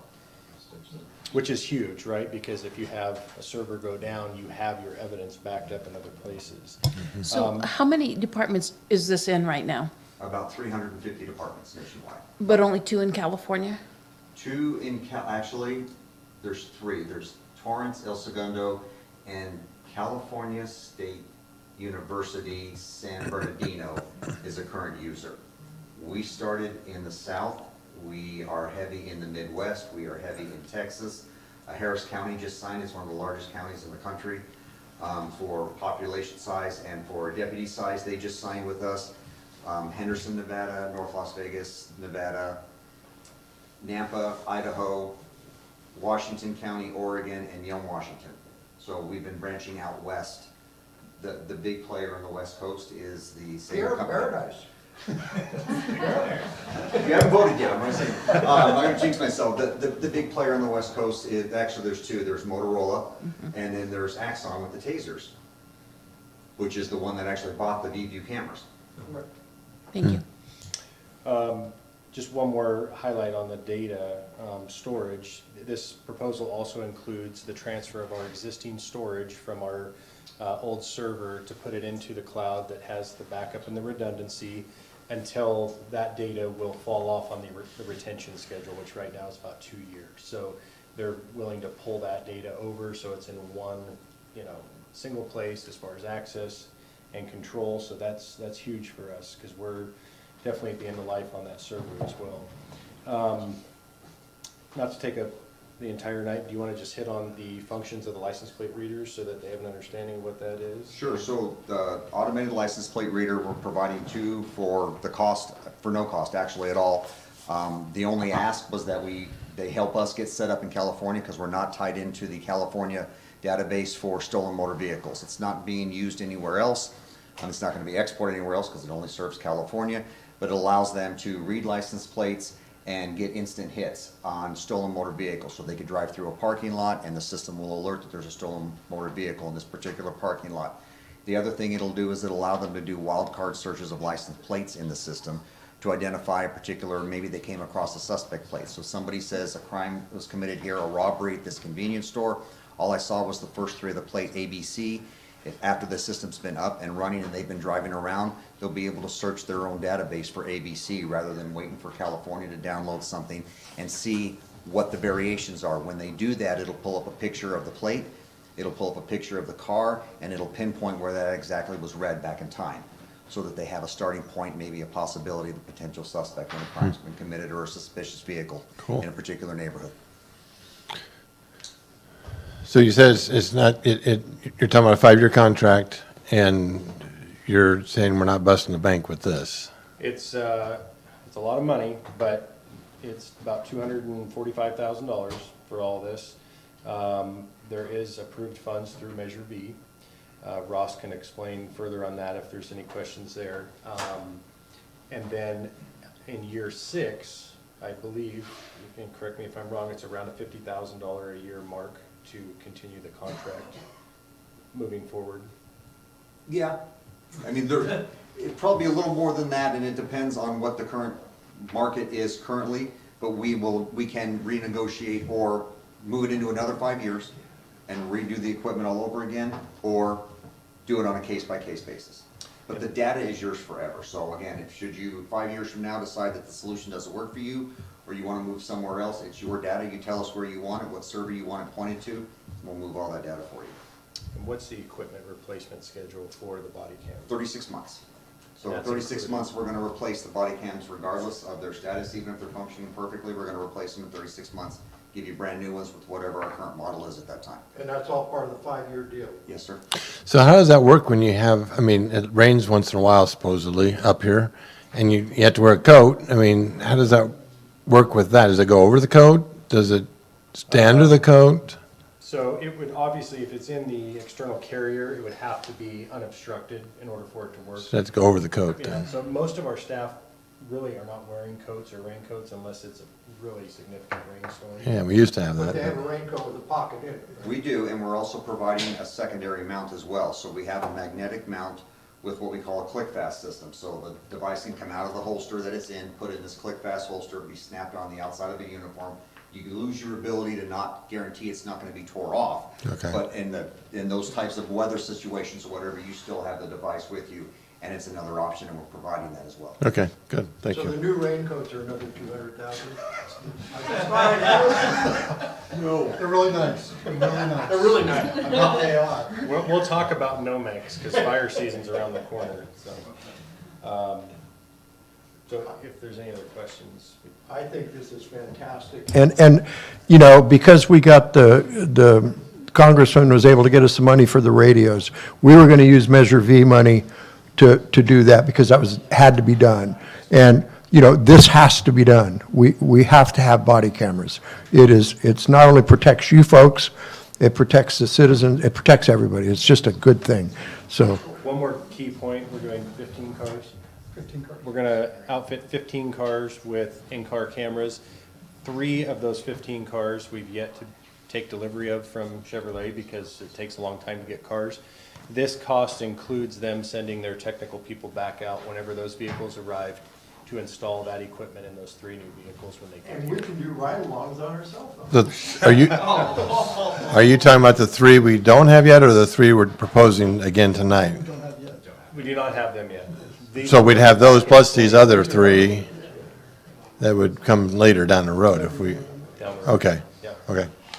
Okay, so this current ask is for a 5-year contract with all the equipment included, correct? And then at the end of 5 years is when we negotiate, we don't know what that looks like yet. Okay. Well, it's roughly $50,000, give For or a take. 1-year extension, about that. per year. Okay, thank you. And if I might add, just in regards to funding for future, is we're going to continue to pursue other funding sources through grants. This last year, we put our name in the hat for 2 different funding sources, and we were not selected for either one. But time kept on ticking away. We couldn't stop time, so we needed to pull the trigger on this. You also have just the dash camera, right? Not the inmate? We've been using one of the body cams attached to a piece of Yes. metal for that. So we're providing that as well, so you get the camera out the front and you get And the dash cam too. the dash cam and the arrestee cam, for lack of a better term. Yeah. So I'd like to make a motion to Do we have approve. any cards or any? Oh, sorry. Any cards, Dina? We have no cards on this item.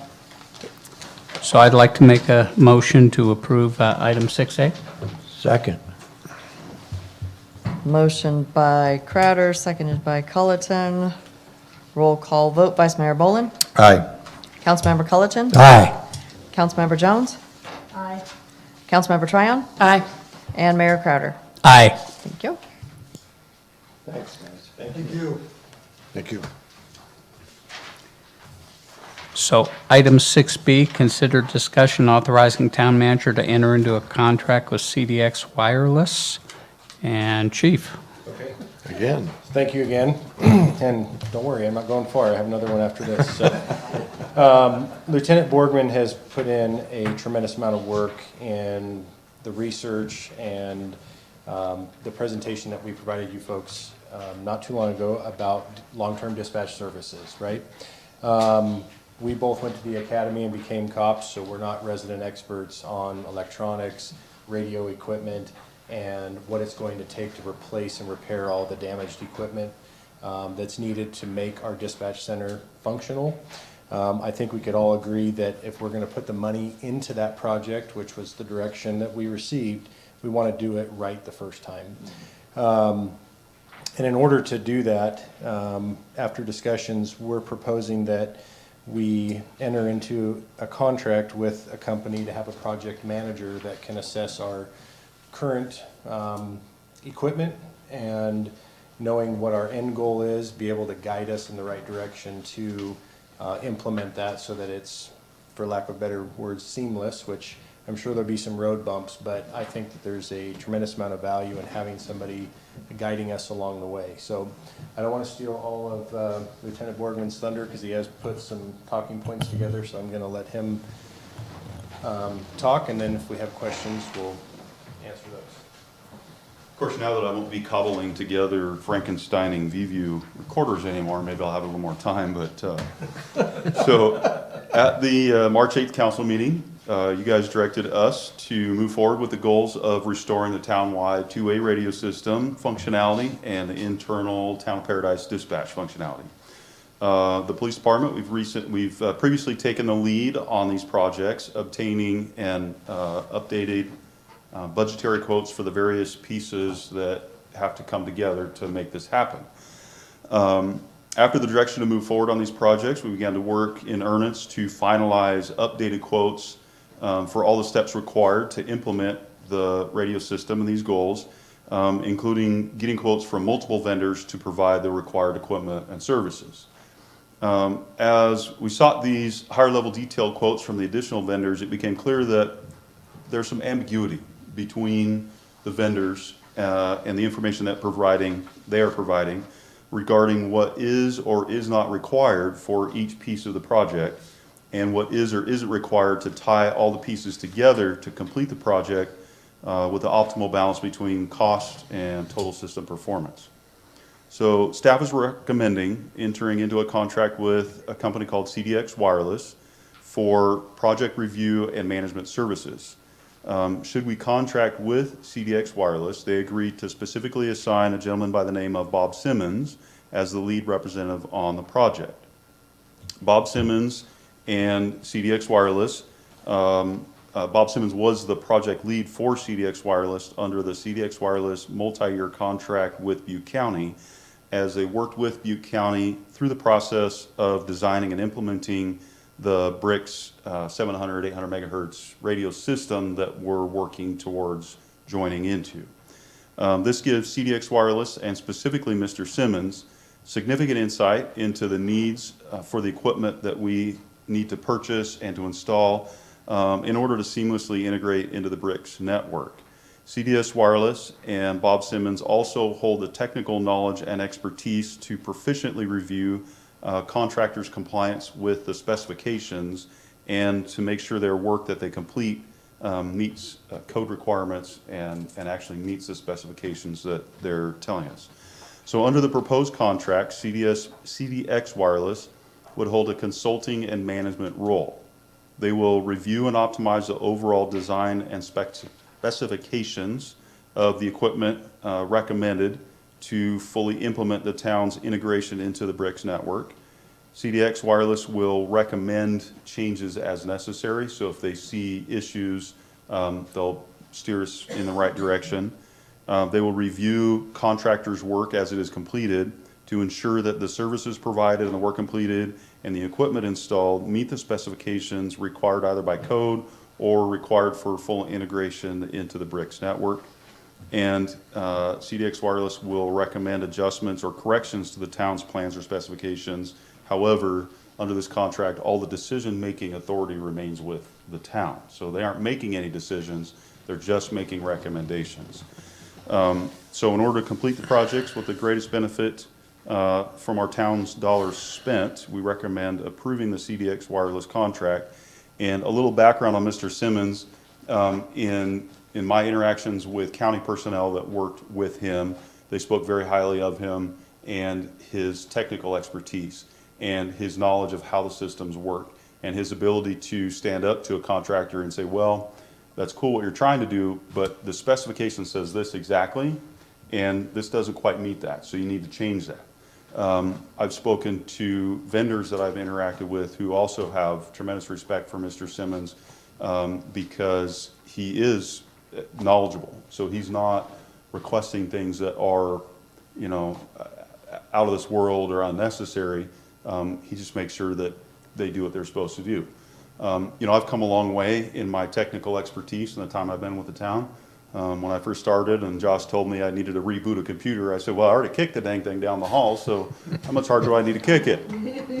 But Reboot it. But no, I understand a lot about these systems. I've learned a lot about these pieces and parts, but what happened was, as I started talking to, initially I just talked to single vendors to get budgetary quotes, because it takes a lot of my time, it takes a lot of their time, and until we're at the point where we're moving forward, I'm not wasting my time 3 times, using their time 3 times. Some of these quotes, you know, started back in 2020 just to show how long this has taken. So now that we're moving forward, I'm talking to multiple vendors, and I'm really seeing kind of a disparity in what recommendations are and in what their proposals are to take care of things. I've already found some technical stuff that honestly I wasn't aware of before. So by bringing this company on, this is somebody that if we ground the tower, I look in the hole and I see, well, there's wire around there. It says there's supposed to be a grounding ring around there. It's connected. I don't have the technical expertise to know, does the gauge of that wire meet what it's supposed to be? Is it connected in the manner it's supposed to be connected? So that's the type of the technical expertise that this company brings forward. And I'm not too proud to admit that I know enough to know that I don't quite know enough. And there's not anybody in the town that has the expertise to pull all these different pieces together and make sure that when we do commit this, it's a significant investment to bring all this into play, that we knock it out of the park on the first swing, and we're not wondering why things aren't working because this guy didn't know that I missed a piece. So do you guys have any questions about this process and what this would do? So if I'm reading this correctly, it's not to exceed 27,000 in labor, correct? 72. 72,000 in labor. Yes. And then also, and is that for the entire life of the contract? Yes, so how he put together the proposal is based on, he estimated how much time it's going to take for each segment, and then he has an hourly rate, and you add all that together, it comes to a total. And so it may not add up to that much, but it is a not to exceed amount. Okay. And then the same thing, it says not to exceed $1,000 in travel. It looks like just they're in Pleasanton, is that correct? Correct. So that is the same, it's not to exceed $1,000 for travel over the life of the contract? Correct. Okay. Now, he does foresee travel to come up, like I said, to review, he can't review what's in the ground from Pleasanton. But he can review contracts, and we can have meetings and whatever over the phone. His goal is to minimize his travel, but there will be some travel. Okay, thank you. So I know, and I agree, when you do things, you do it right. If it's worth doing, it's worth doing right. And we should get this thing done right, get our dispatch up and running, and not be dinking around with little problems. So I agree with that. And I don't think you're going to find a council anywhere, and I'm not just saying that more supports our police. And we think the world of you guys and gals, and we support you 100%. Obviously, there's funding, the monies are got to be looked at. Is that coming out of Measure V? So I think that Ross is... I can speak to that a little bit. So with the $615,000, the MALFA funds that are coming through for the radio, there was, I believe, $312,000 from insurance proceeds for infrastructure reimbursement, and then there was another $338,000 of Measure B that was allocated to do the radio purchases this fiscal year because we all agreed that needed to be done. So that allows that insurance money to be available to go towards this infrastructure, and as well as there's other funding sources. One of the grants, I can't think of the acronym right now, but there was some ARPA funds that could potentially be used towards this overall infrastructure project. Good. So it's not that we're asking for a budget amendment in order to make this happen. There's cost savings with kind of shifting some of the funds around. It's not a general fund hit, so. Correct. Good. I just want to make sure. Thank you. Any other questions? Good job. Oh, thank Great you. job. Appreciate that. Dina, cards? I have no cards on this item. I'll move approval. I'll second. Motion by Jones, seconded by Culleton. Roll call vote, Vice Mayor Boland. Aye. Councilmember Culleton. Aye. Councilmember Jones. Aye. Councilmember Tryon. Aye. And Mayor Crowder. Aye. Thank you. So that's 2 out of 3, Eric. That's got to be a record. 3 out of 3. This has got to be a record. So 6C. Eric? I'd like to say that I'm not asking for more funding, but here we are again. That'd be a lie. Okay, so we had just talked about the 3 Tahoes that have been on order since 2021. We are trying to make sure that we keep up with our vehicle replacement schedule and make sure our folks have reliable vehicles to drive and protect our town. What this ask is here is with the recommendations of Measure V saying we would like the departments to consider their needs for the next fiscal year and move forward with getting the purchasing done sooner than later, because we know we're going to be sitting in a queue for 9 months. This ask here is to fill that replacement cycle, so 2 additional patrol vehicles and 1 canine vehicle. We are still running a couple of Crown Vics for canine vehicles, which are completely mileaged out. One of them was rebuilt many years ago. So these are significant, needs that by the time they get here, we'll be needing to put them into service. So just to kind of hit on a couple of things, the vehicles are going to be coming available to order sometime this month, probably within the next couple of weeks, right? The first week in May. The first week in May.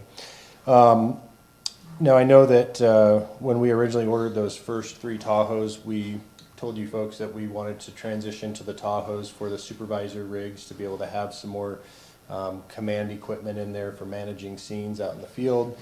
And as time has gone on, the Ford Explorers have been a decent solution, but when you have to pull an engine to change a water pump, or if an officer hits a curb and, when turning around and it causes, a few $100s in damage because undercarriage is breaking apart, there's been another, host of issues with the drivetrain where they've been proven to be less than what we want to go with in the future.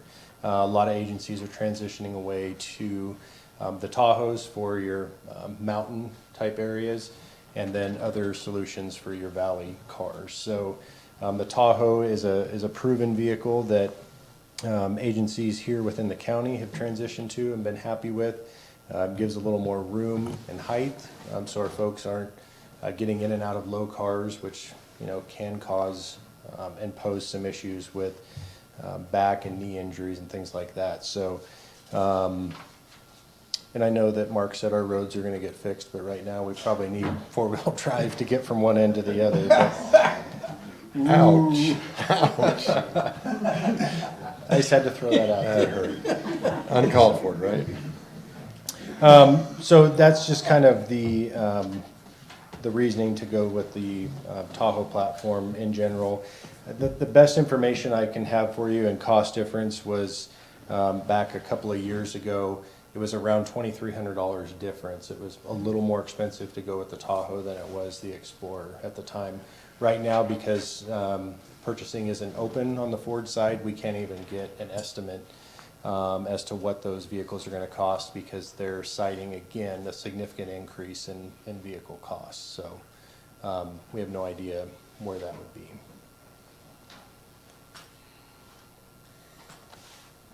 So again, Measure V brought me here today to present this. All their because fault. they support moving forward with this. They're not going to send you here next month, are they? I hope not. Questions? I have no cards, no cards on this item.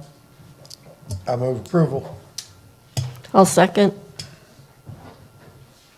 Man. Motion by Culleton, second by 3 for Jones. 3.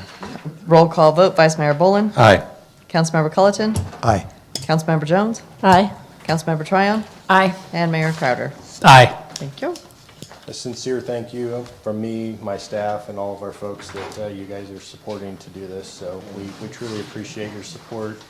We feel it and we know it. And I think that is part of the reason what you guys do every day, supporting our staff and stopping by the PD, talking to them in the field.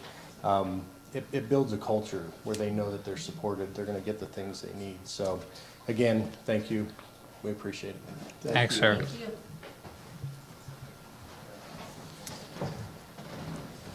$6D. Susan? No. No, there's no money associated with it. No. Thank you, Mayor Crowder. Good evening again, council. So this agenda item is regarding vehicle miles traveled policies for the town of Paradise.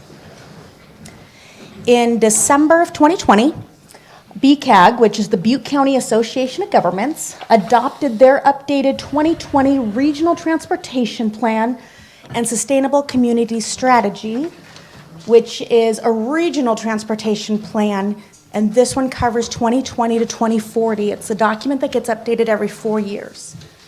So Paradise, along with the other jurisdictions in Butte County, is a member agency of BCAG, and we voted for the adoption of that 2020 RTP-SCS. That document looks for ways to reduce vehicle miles traveled regionally in order to support the statewide climate goals for 2030 and 2050.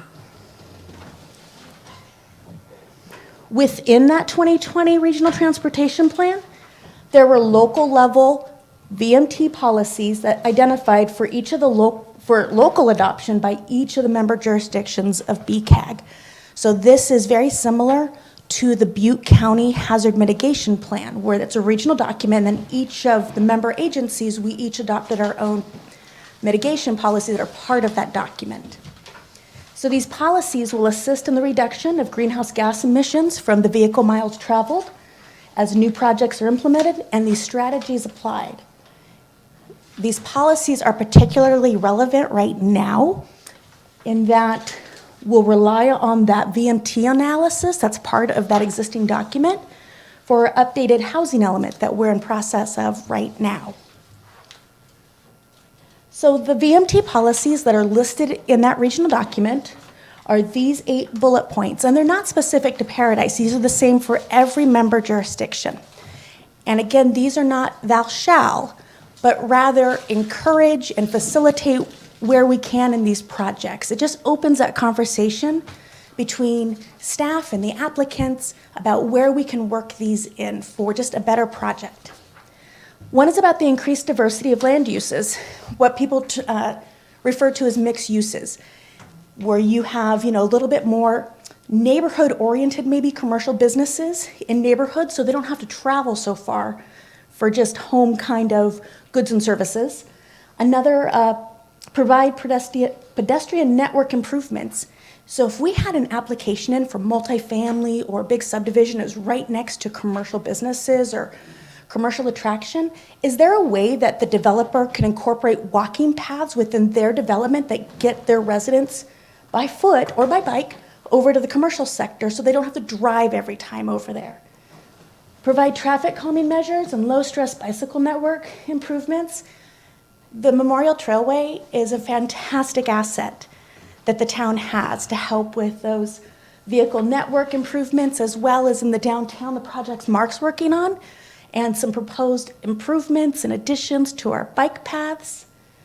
Implement car sharing program. This is something that might be more at a jurisdictional or regional level. Not all of these are private project specific. Some are for like public agencies or even just that we participate in regionally. Increase transit service frequency and speed. So BCAG just did a survey for the unmet needs to find out, are there additional stops they need to schedule, or are there additional stops or just new stops perhaps? And then implement subsidized or discounted transit program, this could be a great mitigation program if we had a large housing development that either had too high of a vehicle analysis or too high of greenhouse gases. Maybe this is a mitigation we can use for that. Encourage telecommuting and alternative work schedules. So maybe for some of the public facilities, if they're looking at building a little smaller because they have alternative work schedules or more employees working from home, if feasible. And then provide ride-sharing programs and think of that as carpooling. Oh, there we go. So for the environmental review, the adoption of these policies is within the scope that's already been analyzed with the supplemental EIR that was adopted by BCAG. But because the adoption of these policies will not reduce the vehicle miles traveled regionally enough to meet the statewide goal, we would still need to adopt our own statement of overriding considerations with those policies. So council's being asked to adopt a resolution for the Town of Paradise's statement of overriding considerations and approving the town's VMT policies, or to remand the policies back to staff for further amendments. And then any questions? Can I add how this came about? Yes, please. I am just really impressed with Susan. Doing this VMT analysis and coming up with policies and adopting them is required for the general plan update that we're going to do. Typically, a jurisdiction would start from scratch to do that, and it's expensive. That analysis is expensive. Takes a lot of time and money. Susan saw that BCAG had already done this, and she called me up and said, what do you think if we just adopted these local policies that are in BCAG's plan? They've already done the environmental document, everything. I thought it was brilliant. I told her to call John Clark, which she did, and he thought it was brilliant too, and he told me later that none of the other jurisdictions have ever even thought of doing this, but this is going to save us a ton of time and money on our general plan update. So thank you, Susan. Thank you. Susan, you were very positive about this. This is crazy. I mean, we're in a place that's very difficult for these things to happen. And, I know we got to go through this motion. I get it. I totally get it. But, and I appreciate so much what you did and what Councilman Jody just said. And you did great. And you sold it. You did good. But this is craziness. I hope it doesn't come back to bite us somewhere down the road because, you guys implemented this and now we're going to require X. I don't know what that would even be, Right. but. That's what I liked about the policies is when you read it, it's always about encouraging. It's more about just opening that conversation. It directs us to try to facilitate. Right now, it's encouraging. Yes. I get it. Yes. Down the road, that's. Right. That's the scary part. Yeah, what does that mean, down the road? Well, I mean, does this then become a bunch of rules we have to enforce or something, or what? It would just stay as policies until we edited it. All I'm saying it is right now, You don't know. No, I get. we don't know what it is. Yeah, okay, It's it's all just, state regulations. Exactly. yeah, more of that. And they never change. I mean, that never changes, Yeah. so. But Never it, gets easier. it was really, like Jody said, I mean, the fact that BCAG has already done this, that's great, because all of this stuff, general plan, that's why we've been kicking that can down the road for 30-some years. Been a long time. It's been a few. Yeah, but it'll be new now. Yes. Any more questions for Susan? No. Thank you, Susan. Any you, sir. cards, Dina? No cards on this item. I'll move approval of staff recommendation. I'll second. Motion Thank by you, Susan. Jones, seconded by Crowder. Roll call vote, Vice Mayor Boland. Aye. Councilmember Culleton. Yeah, also. Councilmember Jones. Aye. Councilmember Tryon. I totally agree with Greg's sentiments. I don't My think vote I is can aye. reflect that. Mayor Crowder. Aye. Thank you. Motion passes. 6E, consider concurring with staff recommendation to award communication service contract to Blue Flamingo. Colette. Good evening, Mayor and Council. So tonight, I don't have a visual presentation for you. I'm just going to kind of talk through the staff report that you have in front of you. It's a fairly straightforward item, and I'll explain why that is. So we had discussed in the past our communications consultant that we have currently on contract, Blue Flamingo. They have been our communications consultant since just after the campfire, when we recognized that we needed assistance in reaching our residents. For many reasons, they had just been displaced. We had vital information that we needed to share with them, and we were undergoing a long-term recovery plan public input process that we needed to interface with our public right away. So for those reasons, at that time, we went out with an RFP and received 7 proposals back in early 2019. And we selected Blue Flamingo out of those for quite a few reasons. They are a local firm. They had excellent experience that was germane to the topic we were looking for. And since that time, they have provided us with communication services for the long-term recovery plan at that time, and many other services since then. Now that it's 3 years beyond the campfire, we recognize that it may be time to look at this contract. While we still need this assistance and support, especially for my position and what I try to do in communicating with the public, needing that support, we wanted to make sure that we have the right consultant on board with us and just kind of renew that and take a fresh look. So we issued another RFP for communication services. It was sent out directly to each of the 7 firms that responded the first time in 2019, and it was posted on our website. It was open for a period of 2 weeks, and in that time, we received just 1 proposal back from Blue Flamingo. So when that period closed, we reviewed their proposal. It was complete. It included good experience. Of course, they've been working with us. They also do other communications work that is directly analogous to what we're looking for. And so after that review, we determined that this was a contract that we would bring forward for approval to you.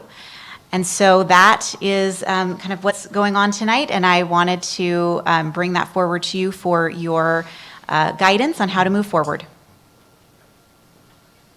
I'm happy to answer if there's any questions. So that's 50, how much is this going to cost us a year? I don't have that number in front of me. It's about $55,000. I think the number's in the staff report. That's not, is it an hourly rate, not to It is exceed? an hourly rate. So that is based on what there's a breakdown in the proposal. Oh, thank you. There's a breakdown in the proposal that has an hourly rate. That is based on the services that they feel they would be providing to us based on what they've provided in the past Right. and what we gave them in the scope of work for the RFP. Right. That was their estimate on what the yearly amount would be. However, Okay. there is a schedule for hourly rate. So my question is like, this is a firm we're going to hire to help you do all the stuff you have to do. But you're in control of it, right? I mean, Yes, I like I to think understand so. what 3 years ago, well, 3 years ago, I understand the need and all that stuff. So they have there's a lot, like I got emails from them to do a television thing tomorrow. Is that something that we're going to be able to bring in-house? Like, some of these things are pretty mundane. I mean, it was one thing when you had the big public meetings and you needed them to, I get it. It's not 3 years ago anymore, no. Yes. It's today. And so, and I think they do a good job, and don't get me wrong, I'm not bemoaning them, and I don't mean to be, doing that, but I just want to make sure that it's not just like, if you need extra help, they're there to help you with a project or a thing, but, at some point, we got to run our own town. We got to do our own stuff, Yes, I absolutely hear what you're saying. And I think the question that you're asking is, are we making sure that we are leveraging their services in the best way possible for the amount that they are charging to make sure that we're being good fiduciaries of this money? I think that's what you're asking. And so what I would say is yes, absolutely. I am always looking at the services that they're providing and making sure that it is commensurate with their level of experience and making sure that they are providing what we need, but that we're not, going to them for things that we could easily do ourselves, right? If I can do something myself, I definitely do it. And I don't have a very big staff, but I do lean on them when I can as well. And so that's something that we look forward, that we're going to be working on into this contract as well. This contract will be a little bit different than the one in the past. We expect this will be based on the services provided as opposed to a flat rate per month. And so that will be, when the manager executes that contract, we'll have those details laid out in that contract. I don't have those details for you today because this is just to No, and I don't ask give that. the approval for that I think the contract. point of what I was getting at was, I don't have any problem with giving you the help you need and all that stuff, and they've done a really good job at the stuff they've done. But things like sending me a Zoom link, it's like, why I'm having to pay somebody, and I know that there are others on the council that, sometimes, like, we had to, after the fire, we had to outsource to everybody because we didn't, Sure. we're down the I road a think- ways, we're back yeah. home, and so we don't have to outsource as much. So as long as you have control of that. Absolutely, yes. and I assure me definitely it's have going to be control of that, different. and I would, what I would say about that specifically is a really good example. So that is something that I have said, okay, we're doing this television spot, we do it every month. I need you to manage that. We meet every week on that. And so they manage that start to finish. So they manage that relationship with the news station. They are interacting with each of you when it's your turn. They're going over talking points with me. So it's that whole experience. It's not just sending the email and sending a Zoom link. There's a lot more to that. So they're managing each portion of that for me at my direction. They, for me, they do a great job, and I appreciate working with them. I would rather see someone like that than to see you hire someone to help you with that. I'd rather see you having the discussions about trees and discussions about things that move our town forward than spending your time doing what Blue Flamingo's doing. So for me, that's a cheaper way to go than to hire someone to help you out with that. So I'd make a motion, but I know you need to ask the public if they want to say something. I just have a quick comment. I kind of agree. I think that they're a good asset for you, and there's a lot that needs to be done in communication. One of the things that would be nice is now that we have our glass room completed, and we have our nice logo and everything in there, maybe the TV spots can be moved up here and we can do them from Town Hall. And so that way we have a consistent background, and, maybe they can work on moving forward that we have another screen there so we can actually see the person that we're talking to and not talking to. Yes, absolutely. We're flat actually screen, so- hoping that very soon they'll go back to in-person interviews. That would really be ideal. But yes, I agree with you. I think that's a great idea. Some of us have a Thank you. face for radio. I don't think that'll help. Any other questions for Colette? Dina, cards? No cards on this item. I'll move acceptance or approval of this 3-year contract. I'll second. Motion by Bolin, seconded by Crowder. Roll call vote, Vice Mayor Bolin. Aye. Councilmember Culleton. Aye. Councilmember Jones. Aye. Councilmember Tryon. Aye. And Mayor Crowder. Aye. Thank you. Okay. 6F, upon conclusion of public discussion of an ordinance amending section 8.58.080 of the Paradise Municipal Code. Tony? And if Kevin's going to hit his target date time, you better talk slow. No.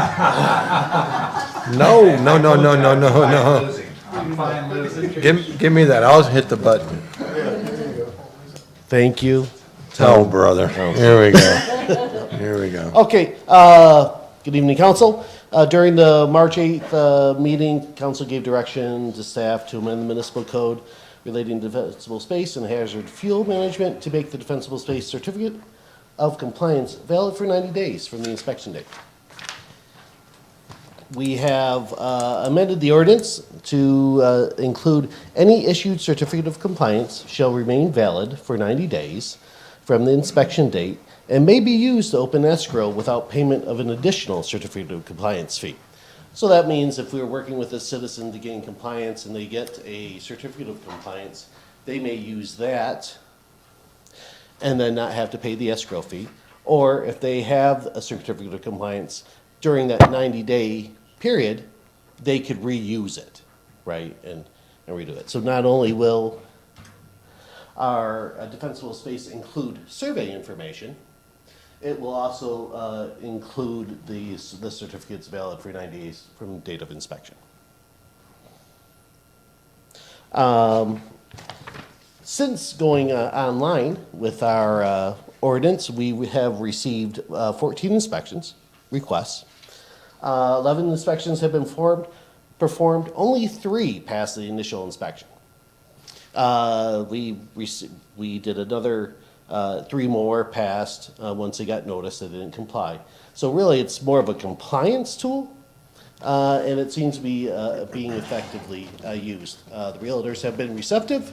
They're trying to learn and be proactive once they have a site about weed abatement. There's been lots of questions about it, and So after the 90 days, you're not out of compliance, you could still be in compliance. well, correct. I mean, the lot could still be in compliance. That certificate of compliance. You're just past that period. Correct. Okay. So you'd have to ask for another inspection. You would have to pay the fee for another defensible space inspection on your lot if you wanted to then sell it. There could be a point in time during the 90 days that the lot goes out of compliance. fall out of Because compliance. you still have to maintain the lot during that time. Depending what time of year it is, yeah. Correct.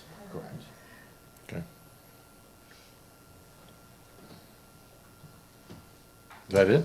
Yeah, that's it. Oh, Wow, I'm that's done. Wow. So, and that's great, though, because you said like you got 14 applications? Yeah, 14 Yeah, so far. and that's what it was about, and I really appreciate you pointing that out. It really is about getting in compliance. That was the whole intent of this, was to be proactive and get people to, before they sell it to somebody that doesn't even live here and may not build for a couple of years, they're getting cleaned up, at least for right now, that's good. Correct. With only 3 of them passing, that means that if we didn't have this ordinance, 11 properties would have been sold Right. that were not Correct. not clean, did not meet the definition, and that's what was happening all over town, so I think it's great. Right. Thank you. Great. Any cards, Tina? Thank you. I have no cards on this item. I move approval. Second. Thank you, Tony. Thank you, Tony. Thanks for being brief. I'm glad you were completely organized and had everything together. Motion by Boland, seconded by Culleton, correct? Yes. Yeah. Waive the first reading of town ordinance number. Thank you. Consider waiving the first reading of town ordinance number 617 and read by title only, and introduce town ordinance number 617, an ordinance amending Paradise Municipal Code, section 8.58.060, relating to defensible space and hazardous fuel management. Thought I Roll said call. that. Roll call vote. Voice Mayor Boland. Aye. Councilmember Culleton. Aye. Councilmember Jones. Aye. Councilmember Tryon. Aye. And Mayor Crowder. Aye. Thank you. 6G, consider discussion of the draft principals agreement between the town of Paradise and the city of Chico. Mark? I will need to recuse myself on this.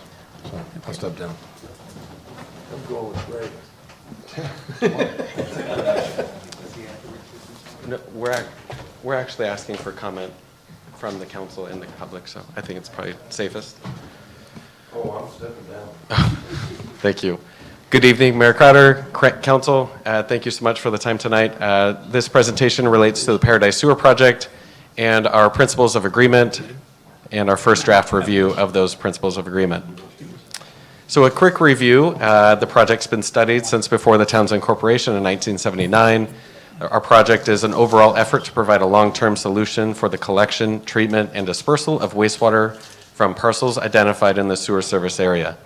And I'll touch really quickly on that question earlier about the project cost and the benefit. The project costs, we're looking for grants, but certainly areas outside of who wouldn't be receiving service would not be expected to pay any fees for a project they're not receiving benefit from. So I really want that to be clear.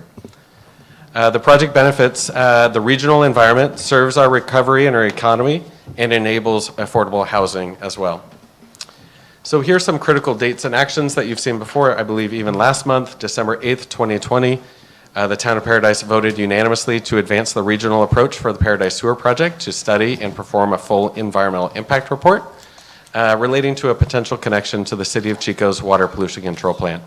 And then in February 2021, the City of Chico also voted unanimously to execute a cooperative funding agreement to facilitate work and grant-funded payments relating to the city's ability and needs to accept a connection from the Town of Paradise.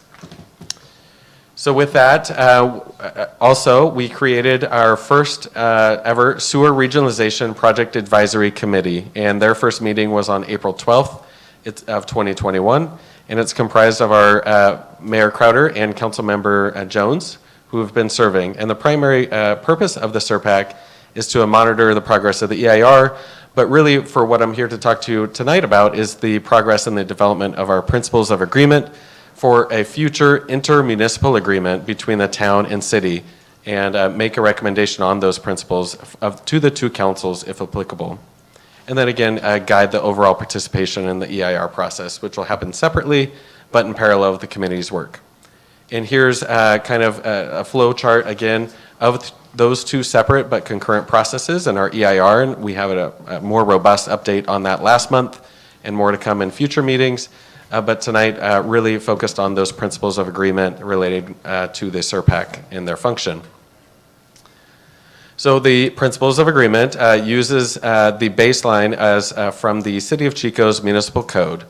Becoming a regional treatment plant is not new. It's actually codified in the city's municipal code and requires certain items to be included in a potential contract which would outline that type of service.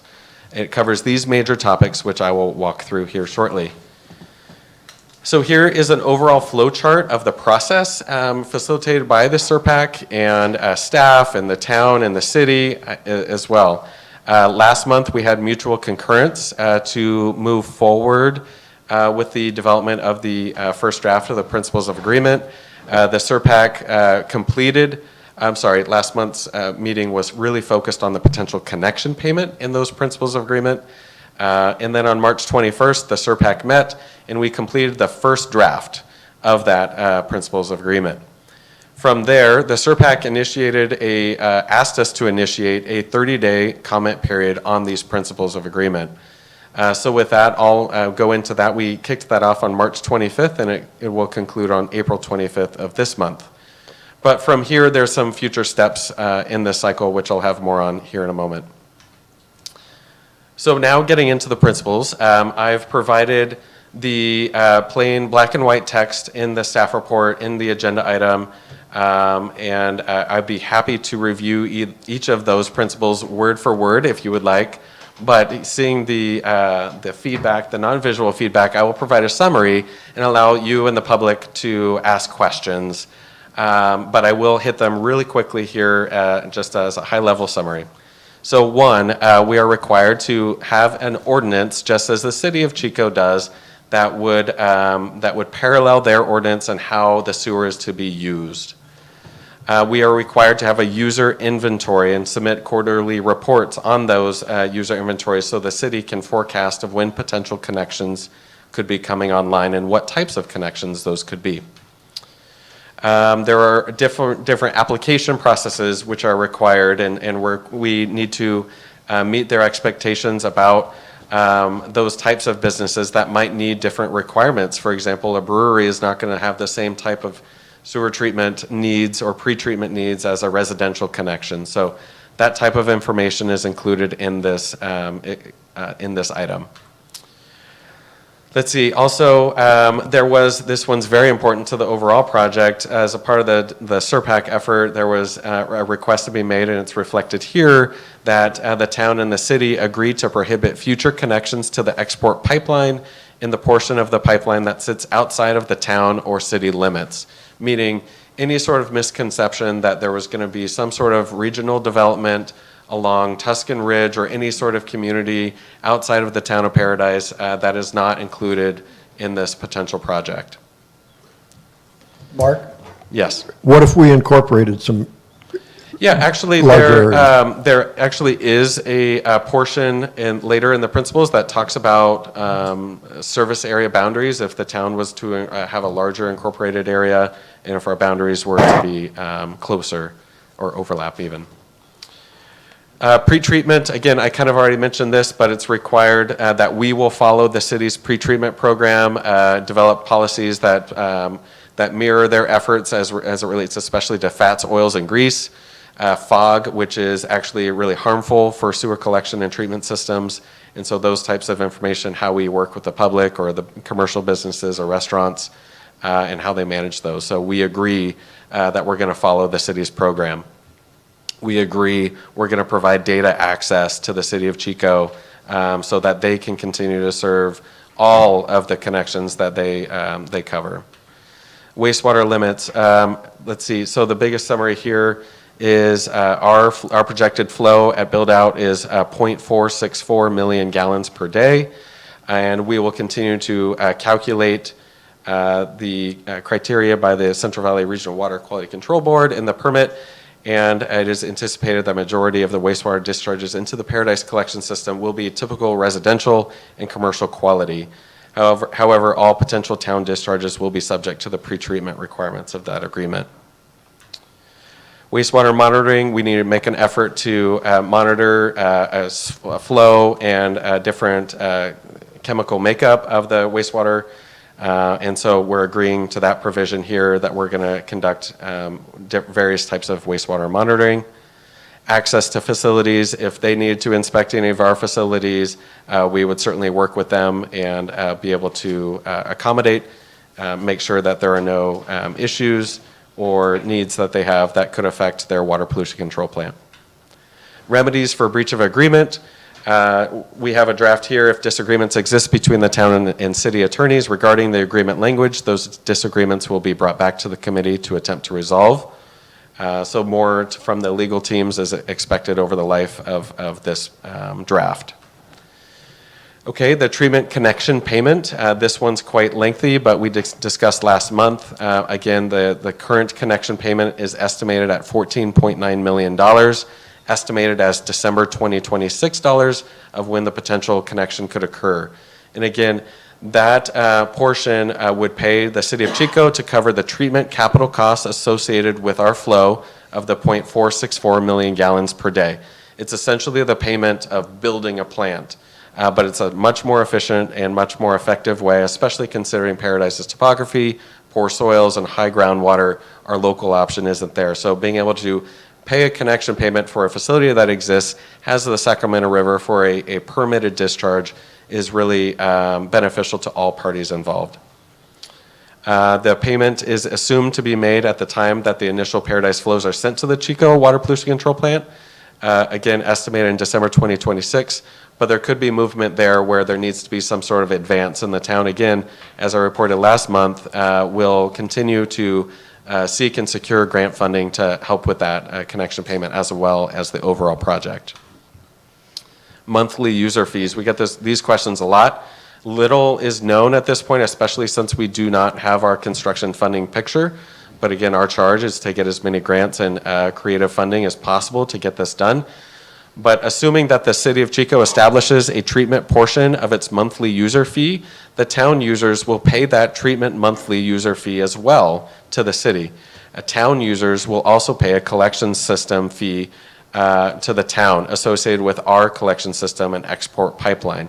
This pipeline is proposed to go to their front door out to Chico River Road, and so there's no capacity issues or quality issues with their collection system. But again, our system's going to be brand new, but it's going to need operations and maintenance costs continuously, but probably much less than a traditional community or an existing plant. Yes, sir. Just clarification on that the payments, the user payment would come to the town, and we would remit back the treatment cost to the city, so that we're not sending two payments out. I just want to clarify that. Yeah, thank you for that. Just wanted to make sure that again, for both the city of Chico residents and the town of Paradise, that the intent is that we will pay the same per unit going through that treatment plant. and that it's fair and equal on both sides. Oh, yes, and so that's actually here in this next item, that the town will collect that treatment monthly fee. It's okay. Yeah, I appreciate the support. It's great. So the town, though, one item did come up is, well, what if we're having issues with collection? The town will be responsible for collecting unpaid treatment monthly user fees from its users. And so the city of Chico, if we're having issues on collection, shouldn't bear the weight or the burden of unpaid bills. Last point on monthly user fees, I'll spend a little more time here just because it is so critical and important. As discussed earlier, the town users will pay the treatment monthly user fee established in the city's fee schedule, including any future increases made to those fees. The assumption is that the town and city users will pay the same monthly treatment fee based on the established fee schedule. Future increases will follow the Prop 218 process, including public noticing. Okay, there's a couple of items here I'm not going to spend a lot of time on. There was a question, it was, well, since we're sending the wastewater flow down the hill, can we generate electricity from wastewater flows?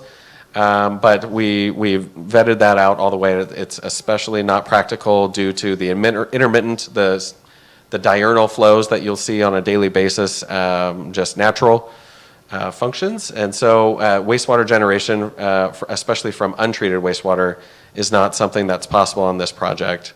But we decided to leave that there so others can see the discussion on that.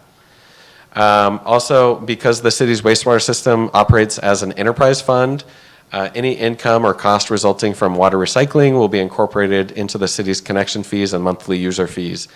Again, it's in there for the POA draft just to see the discussion, but not really a major part of our contract. In general, wastewater costs and revenues will be captured in the annual budgets of both the town and the city, and also the city will be provided the ability to audit the town's financial records related to the collection of monthly treatment fees, and therefore no separate annual financial report is required.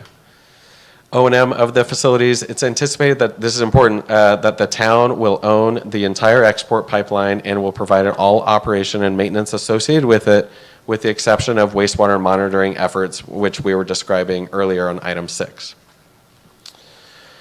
The city and town intend to develop an intermunicipal agreement, again, based on these principles.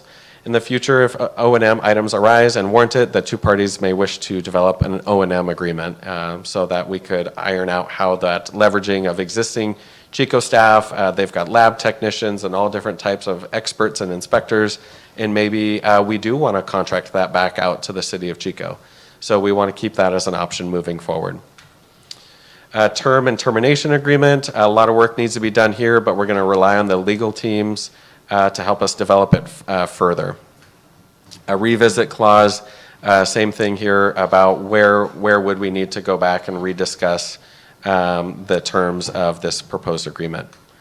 The service area boundary, I'll read this one. This item relates to the potential for the two entities to have an adjacent or overlapping service area boundary. The town of Paradise and the city of Chico will not overlap with respect to providing wastewater services. However, in the future, spheres of influence could overlap, although this is extremely unlikely.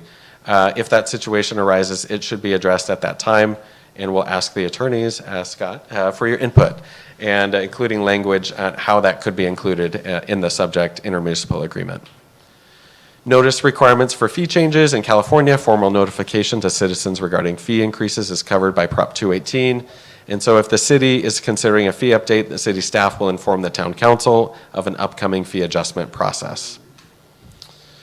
Excessive inflow and infiltration, I&I is really something that's more common in old systems. For example, Chico's collection system has to be coming up on a century, at least in some parts in town. So there's going to be inflow and infiltration that's in natural groundwater or other rainfall that's seeping in through the ground, finding cracks in that collection system, and adding to the wastewater flow, even though it's not wastewater, but it becomes a burden on the water pollution control plant, costs more to treat, and is unnecessary. So reducing I&I is really important. With our brand new system, we're not expecting a significant amount, especially because we're going to have state-of-the-art technology, materials, and a brand new system, but we'll watch I&I and we'll have methods to keep track of that in the future. conflicts and disagreements, regardless of how carefully an agreement like this could be crafted. There could be and there will be items that we need to talk about, so we'll have to have language in the overall agreement on how to handle those and work through those issues. But so far, it's been very collaborative and really successful, so we want to continue that spirit, but have something in the agreement that would address any future disagreement. So that concludes the presentation of the POA, but I'll go through what that 30-day comment period really entails that kicked off on March 25th. We issued a media release. We posted these principles agreement just as you saw them, but actually in more detail with some context, to the town website, to the ParadiseSewer.com website, to the City of Chico website. We've posted on our social media platforms. We've had physical copies available at the town and city clerk's offices. And we've asked for the consideration of public comment and council comments for both the Paradise Town Council tonight and the City of Chico City Council on April 19th, and so that is scheduled. You can submit a comment online at ParadiseSewer.com. There's a big banner at the top. You can email directly to sewercommittee@townofparadise.com, or you can also deliver by hand to the town or city clerk. Okay, so next steps, as I mentioned, the 30-day review process concludes on April 25th. On May 9th, if significant comments are received, which change the intent or the scope of the principles agreement that I just outlined, a new draft will be prepared by staff and forwarded back to the SERPAC for review and approval. That revised draft will then come back to the town and city councils. The city council, again, would consider the POA and potentially direct their legal team to work with us on developing that formal contract for future execution, pending other project approvals down the line with the EIR. So that would occur on June 7th. We would then reconsider that revised POA on June 14th, if necessary. However, if no significant comments were received, the same POA would return to each council in June as noted. So with that, I'd be glad to conclude the presentation and open for any questions. I have two questions. First one is on the wastewater limits. Now, I'm assuming the answer is going to be yes, but you guys factored for a build out of our downtown and of the sewer system. And like, how were those caps determined and what is that cap, or do we have that yet? So yes, we have sized the system to handle the build out of the sewer service area, and it's estimated at 0.464 million gallons. Obviously, with our community in recovery, it's going to be very variable, I guess is the best word, not knowing the pace of recovery and where different parts of the recovery is going to occur. And so I would consider the 0.464 as an allotment of what we expect to cover the full sewer service area.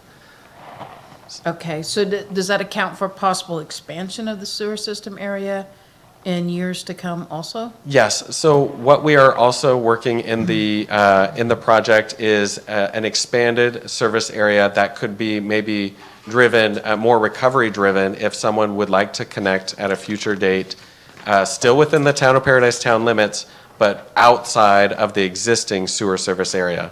And I'll jump back to the very beginning. So say there was a parcel, a multifamily parcel here, I don't know, I'm trying to come up with a good example here, off of Maxwell Drive here near the high school, and Greenwood, I believe is that road, and this is just completely hypothetical. Today, it's outside of the sewer service area. We're hoping to provide that additional flexibility into the future, where if there was a multifamily apartment complex that would like to go in there and would like to connect, that's certainly an option. So that's not included in the 0.464 million gallons per day, but that's something we're thinking about and thinking ahead. But until the 0.464 million gallons per day was fully exhausted, we wouldn't have to revisit the agreement with the City of Chico. Okay. And so you guys have expanded it, if I'm understanding correctly, a little bit up Clark Road in that area too? Yeah, so the sewer service area boundary is remains the same as it's been probably since, 2012 or maybe even 2010. I don't know if Susan's still here. But it goes along Skyway between Crossroads all the way up to Pence Road. And then Clark Road goes, again, south of American Way, all the way up to Wagstaff. And then obviously there's parcels that are near Bushman, Pearson, Elliott, Maxwell, and areas, little side streets here along the main corridors as well. Okay. And then my last question is, you said, just so I'm clear, that we are going to own the pipeline all the way down to their facility? That is correct. Okay. Thank you. Yes. Also, just to conclude, this will come back to the council regardless of what happens. I just want to provide that certainty as well. Okay. So if you think of more questions, there will be time. Any more questions for Mark? Any cards, Dina? I have no cards on this item. Okay. The request to, if there's no public comments, would be is if the council as a body had any comments, that we could add those to the record as well. If not, that's completely fine also. So when it comes back to the council, do we have to go through all 37 slides again, or? No. Okay, just. I'll add a good 20 more though. Yeah. Thanks, Mark. Yep. That was literally as fast as I could go. Sorry. Okay.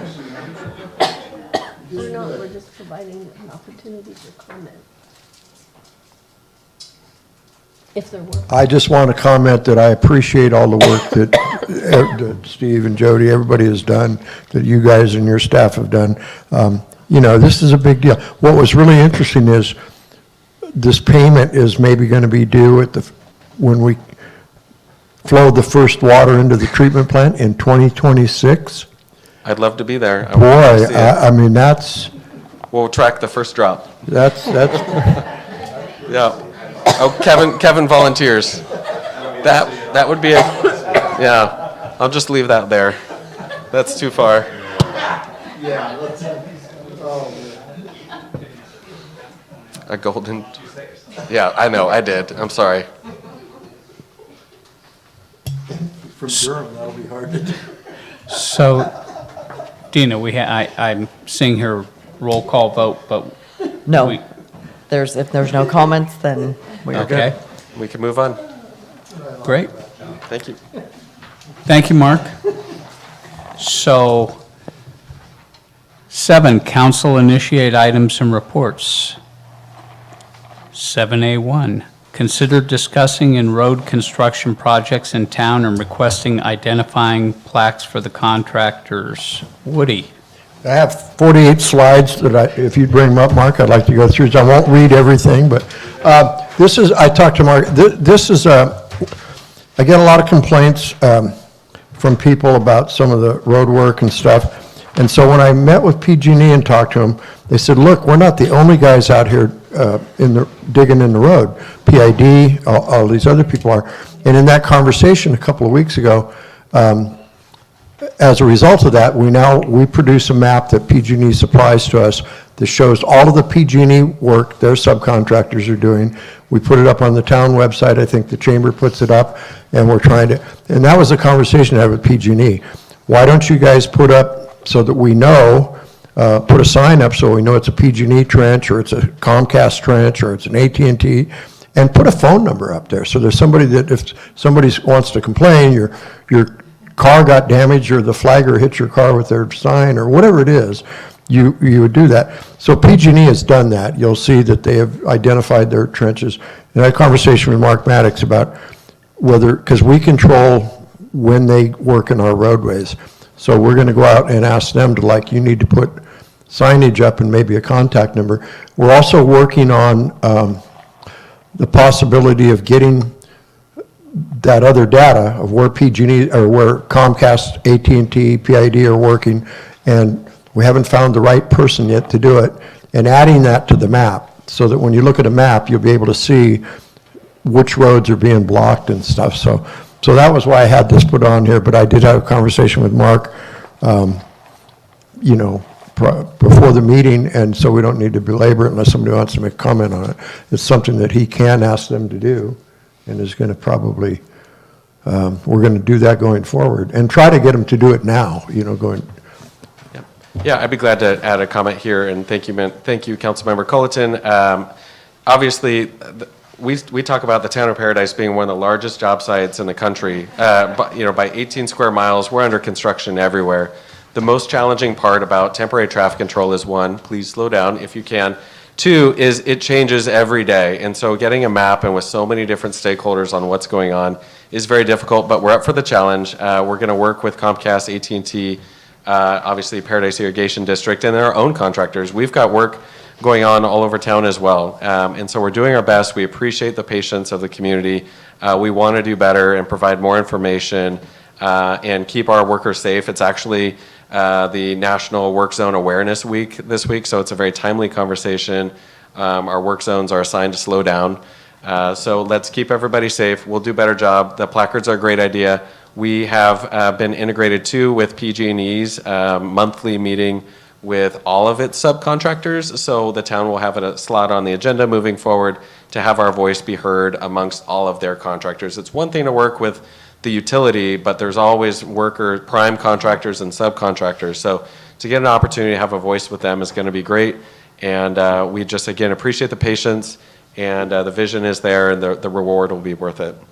Yeah, and appreciate that, Mark, because part of the conversation with PG&E is they've had, and this was about 3 weeks ago, they had a couple of incidents where irate citizens threatened some of their employees, some of the subcontractors. There was an incident 2 weeks ago where somebody got clipped by a car, and to where they were looking about putting security on the jobs and possibly shutting down the construction.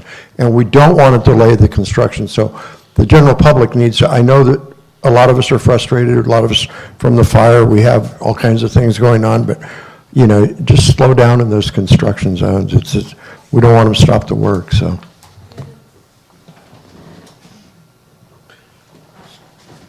Okay. Item 7A2, discuss changes to ordinance 612 regarding citations issued to property owners instead of violators living on the property. Woody, and you don't have to keep up with Eric. I was going to say, I'm trying to be like Eric. I got 2. Let's go for 3. Again, I had a conversation with staff prior to this. My concern was that our ordinance says that when there's a violation out there, whether it's somebody camping, squatting on land, or weeds, or whatever it is, the property owner is the responsible party. So if some squatter pulled up and put his trailer or his truck camping but apparently the code also allows us to cite that individual. So if you want to make it real simple, so we have that ability to do that. And I get complaints from people that were like a citizen, they rebuilt their home, they've moved back to Paradise, and there's a vacant lot next door to them. The owners, they left town, they knew the owners, and somebody showed up and put a trailer on it.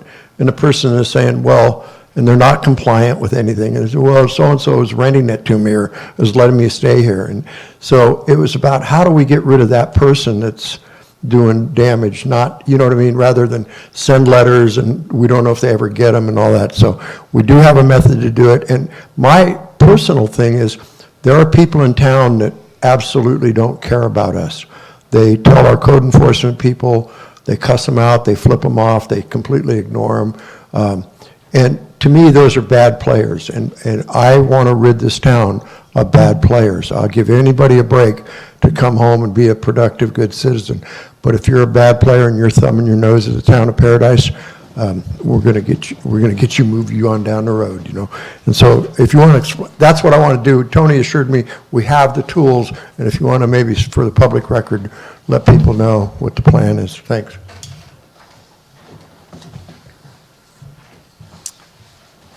Item 7B, council reports on. He's going to be talking. Oh, sorry, Tony.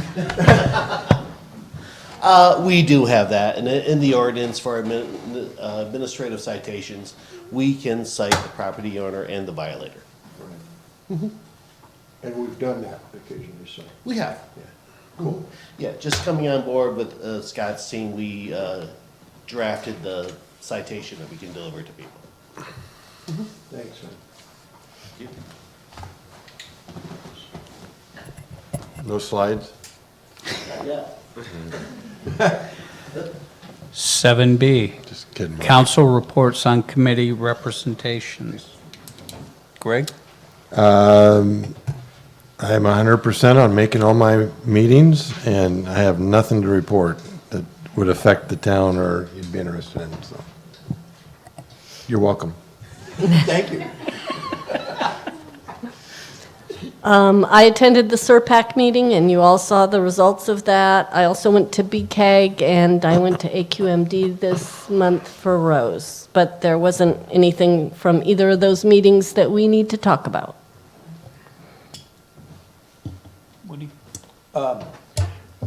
The Solid Waste Committee went to that. We gave some money out to some of the local groups that you all approved earlier. And then there's a Butte County, I don't know, that meeting's been postponed, whatever it is. It's about, yeah, Explore Butte County or something. It's a pretty cool committee, but anyway, it's been postponed. And that's it. I attended a meeting with Broad and Guzman with staff on our insurance and working with them maybe from a legislative standpoint, which doesn't look like there's going to be a lot of movement on that. Attended the grant meeting, CDBG, I always get those numbers confused. Kate and her staff did a great job on that, and it is kind of rewarding to be able to give out money for a change instead of voting on other things. The waste management group, and I know Susan's still here, so she may want to address some of this, but we're still working on the food waste component of it. It was obviously enacted for larger municipalities than it was for a rural area like us. So we're trying to figure out solutions of that. We've applied for basically to not have to do it. They've denied that, so now we're working on how we comply with what they want done. We're also working with our current waste management contractor on a green waste yard. We're looking at using that possibly in June, we will be able to start a green waste yard just for residents, not for commercial accounts at all. And then we're also looking at options for a buyback center and for, household. What did I miss? Come on up.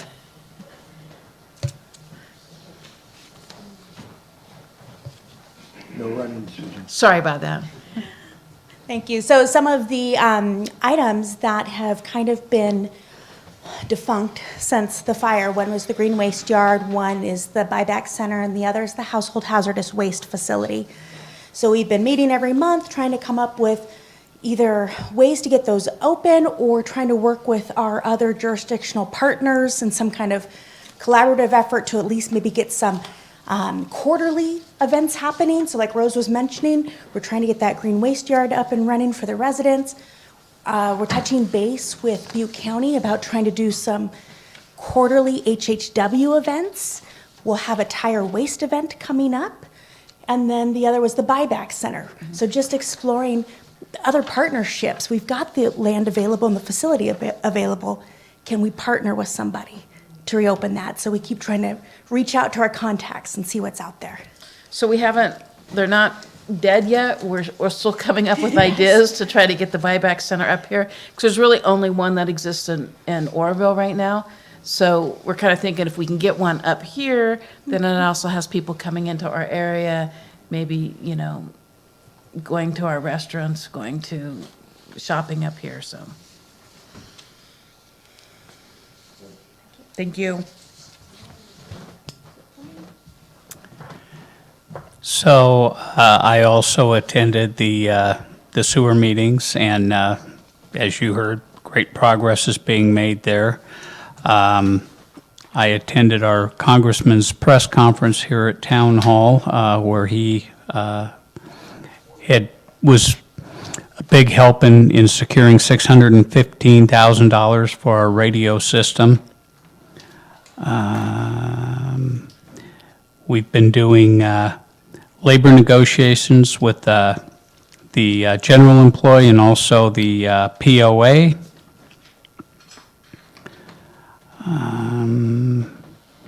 I went on a chamber business walk, and it was really, there were probably 10 teams and probably visited 50 businesses, and it was a really positive outcome. Listening to everybody after, everybody was pretty happy about how their businesses were going, the direction the town was taking. Heard a few complaints about road construction, but not one complaint about what the town was doing or wasn't doing.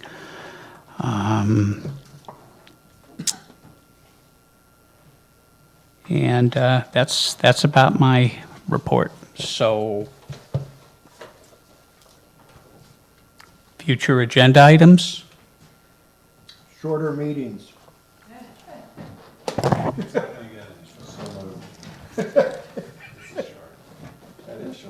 Okay. No, so, okay, town manager report. Yep, I'll start it off, and then I'm going to turn it over to Tony for a community development director report.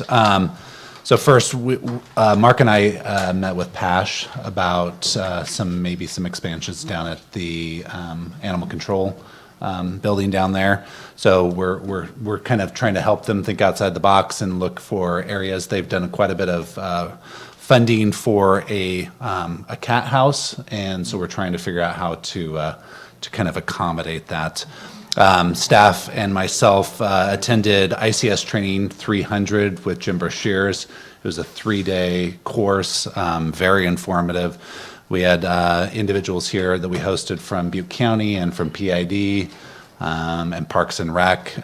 Really good discussion, very interactive. It wasn't just sitting in there just droning on. It was really talking about how we react to emergency operations. Very, very, very good.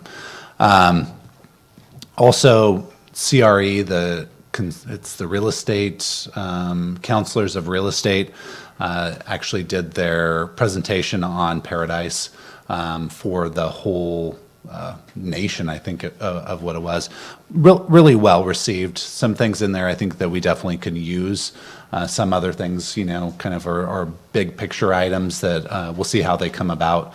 But the one big thing, the big takeaway from that is they're there for us. They brought a team of, I think, 8 individuals, highly qualified individuals.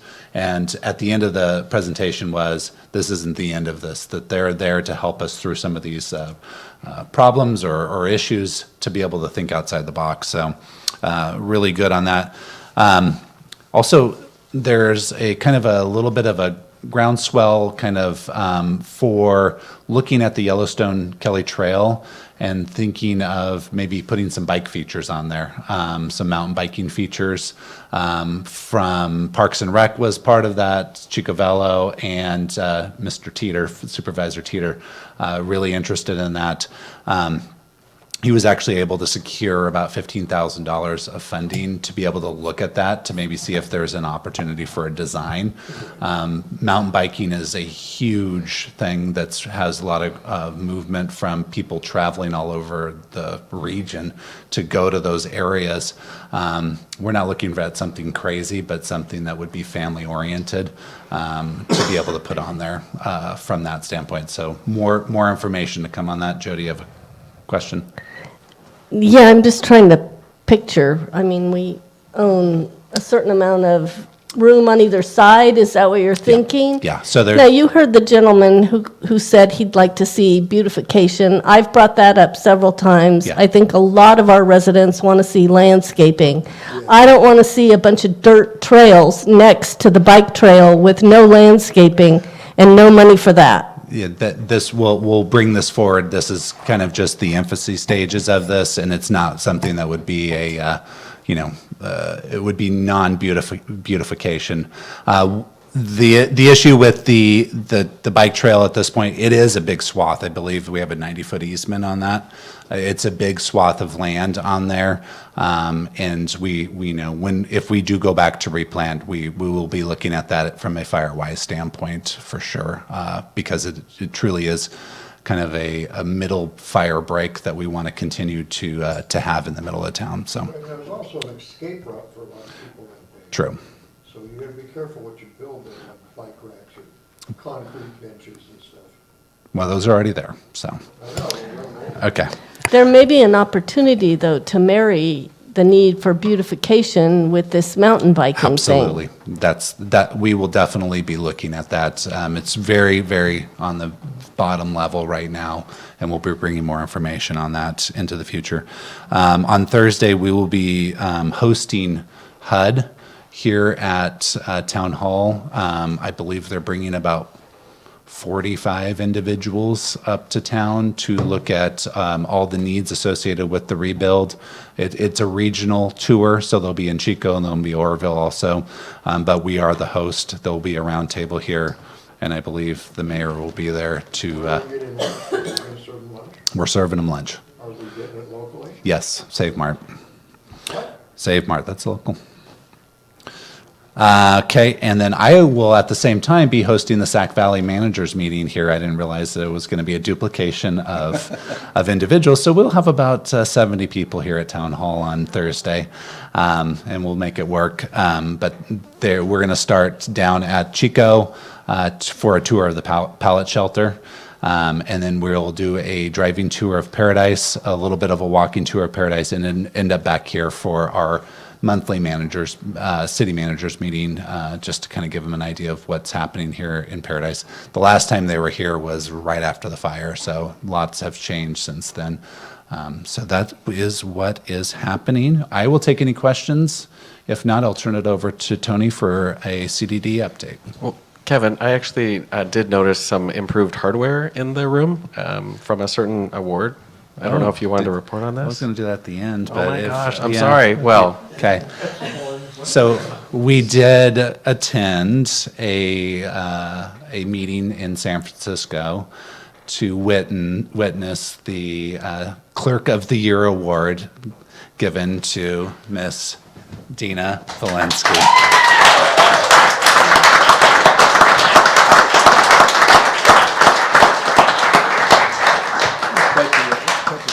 Yeah. I don't know if Dina would like to say anything, but I can tell you that there wasn't a dry eye in the clerk's tables once they introduced and explained how much Dina has done for the town of Paradise. Well, thank you very much. It was very humbling, and I'm very grateful to work here, and I work with fabulous people who nominated me and supported me, and all of us. I mean, it's just been, full of opportunities. Thank you. Congratulations. Thank you.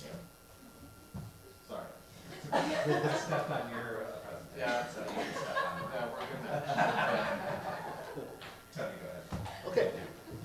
Can you key me up, Mark? You have 3 minutes. Okay. I only have a few slides and just gonna take a, oops. Security alert, uh-oh. Eric? Luis, I'm just going to say, okay. Okay. So, we've been hosting a building industry stakeholders meeting the first Monday of each month, which provides, building fire prevention and on-site wastewater inspectors are available for contractors, citizens to come in and speak with us. We talk about campfire rebuild updates and topics of discussion, trainings, compliance issues, code interpretations.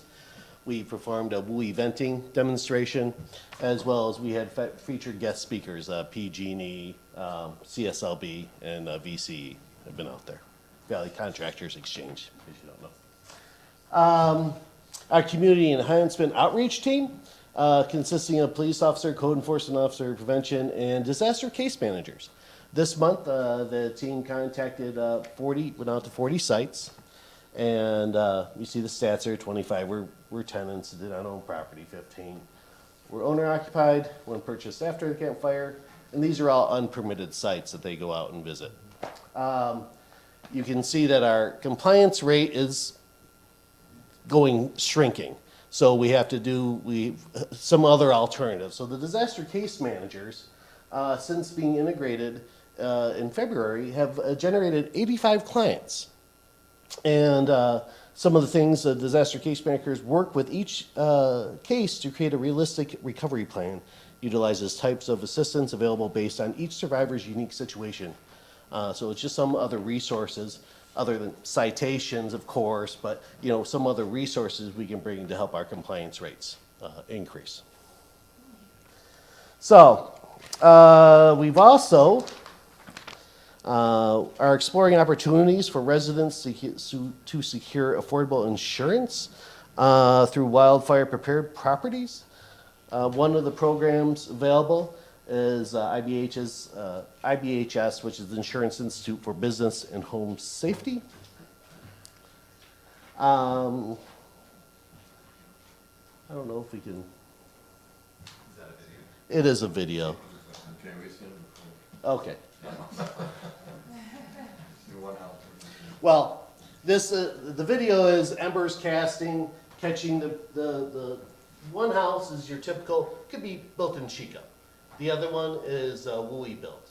And you can see the ground cover is igniting. Yes, it's in their testing facility. So it's a big wind tunnel, and they can create these ember storms going. And they test out hurricanes too. They go for all kinds of disasters, basically, which are occurrence. Okay, but they really feature, look at like Class A roofing, which is part of current current WUI code. Ember and flame resistant venting. They ensure the 6-inch non-combustible clearance around the wall, just like we have in current code. Some of the items that if we were to help go into the system is the 5-foot home ignition zone. It's called the 0 zone, right? If you think about zones for defensible space, the 0 to 5 is really your non-combustible area. Your 5 to 30, you treat a different way, and obviously your 30 to 100 away from your property. They also maintain under deck areas, and of course they've included a lot of our current regulations help us meet these requirements. And that 5-foot perimeter is supported by basically every agency. And we have looked at NIST and the Insurance Commission standards for the 5-foot non-combustible zone. And the Cal OES, Public Utilities Commission, Cal Fire, obviously, and the NIST, the National Institute of Standards and Technology. 60 to 90% of the fires that destroy homes are created right in that area, right, from embers casting onto the homes. And then if we are to secure a wildfire protection around the home, each individual home, that helps create a neighborhood, right? And that helps protect the community as well. And I want to introduce, this is a great app. You can enter items that you have around your home, and you have a fence connecting to your home. You're venting, you have vegetation right up against your house. And it will give you an interactive way of how the fire will attack your house. So you can put your individual requirements on there. That's the end of my update. So the reason this is important is because? Well, we want to, just explore every opportunity we can to make insurance affordable There you go. in the community. And that's a big reason for this, is try to get them to look at things differently if we look at them differently also. Correct. And there's a couple modifications we can make to our codes to our municipal code regarding defensible space that can help us meet these standards to be wildfire prepared. So we have most of the new builds meet the requirements. There's a few things that. Correct. That might be brought up, but we have existing homes, 1,800 to 2,000 that made it through the fire. Mhm. Those would need to be retrofitted, right? They could be to meet these standards, right? We are at a great opportunity where, 80% of our town, not that's a great opportunity, but we have a great opportunity to be wildfire prepared community moving forward with all our rebuilds. We can have 80%, and then if we can work toward those 1,800 properties and do through home hardening grants that are available, and make, meet these requirements. And those grants are available by a low-interest loan? How's that? No, work? so we actually have a hazard mitigation grant right now that we're trying to get through the environmental side of it. That is a home hardening grant. That grant it's a 75-25 split right now from a local share to the federal share. So the current kind of makeup is that the homeowner would pay the 25, we would cover the 75.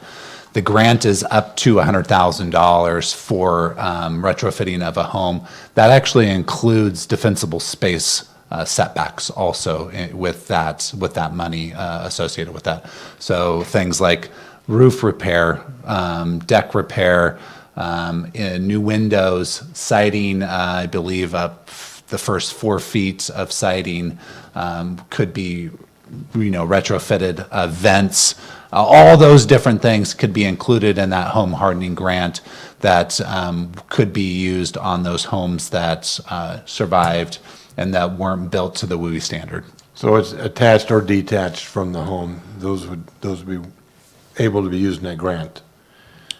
In other words, it doesn't have to be part of the house, it can be part of the land, part of the property. Correct. Okay. That is correct. And this is not done yet. They haven't got all the issues done. We're still working with them on that, right? On the home hardening grant. But the important part on the IBHS side of things is that they're looking to actually kick this wildfire prepared home certification off in June, and they're actually willing to come out to Paradise. One of the things that they are looking for is compliance with the requirements. And Tony's done a great job of looking at all of those requirements that we have currently in our municipal code or through the building standards that we're building new homes back to. The one area that is not part of our ordinance at this point in time is that 5-foot barrier. We're not looking to go back and make people start tearing out landscaping or anything like that according to that ordinance. We're just kind of looking to move forward with it so that all of our homes meet that requirement. The way this came about was the insurance companies came to IBHS and said, we need a standard to get insurance into the WUI. And that was less than a year ago, I believe, is what they told us. And so they went through this process with NIST help, and then they are the ones basically testing NIST requirements to see if they work. And so this is where they've come to their recommendations. They're not final by any stretch, but and we're kind of working. But they need to be final here pretty soon, right? They're going to be final here soon. Okay. They're going to be final in June. The one area that, and Tony's worked through some of the little nuances of that. The one area that we've recognized as staff that we know is not going to change is that 5-foot barrier. Well, and I think, you're right, we're not going to go back, and I agree with that 100%. But there will probably end up being financial incentives for them to bring their property up to those situations and those guidelines. And thank you for doing this, because this, I'm telling you, I'm hearing more and more people saying, I can't come up there, I can't afford it, my property, I can't get insurance. It's gonna not just stifle growth, it's gonna shut down Paradise if we don't get this worked out. So thank you for the work you're putting in that. Yeah. So just for the public's information, this IBHS standards that they've developed are a volunteer program on their side of the street. It's not an ordinance, it's not a state law or any of that stuff. And we do meet most of those things, you know. And I know I'm in complete disagreement with some of my colleagues, but, you know, I looked around town at like all the places that, you know, and it's great. I'm all for it going forward. But there's no guarantee that the insurance companies are, like the congressman said, we got to get them to start looking at properties rather than zip codes from somewhere. You know, so that, and we do most of this in our new building codes now. But it's just kind of like that, there's a property rights thing. It's like, my wife wants to have azaleas in the front of the house, you know, within 5 feet of the house, you know, I'm going to have azaleas there, you know, and so, I mean, it's just that, so everybody understands it. You know, yeah, it's a good deal, and they're doing a lot of good stuff, but it hasn't been adopted by the insurance companies yet. There's no guarantee that if you did all this, so once we get to passing an ordinance, as long as it's not retroactive, because, you know, go look at at CMA Church. Go look at there are facilities in town that they're not going to remove their landscaping. Part of the beauty of the facility or the building is those things. Well, and if those are the standards, there will be a financial incentive for them too.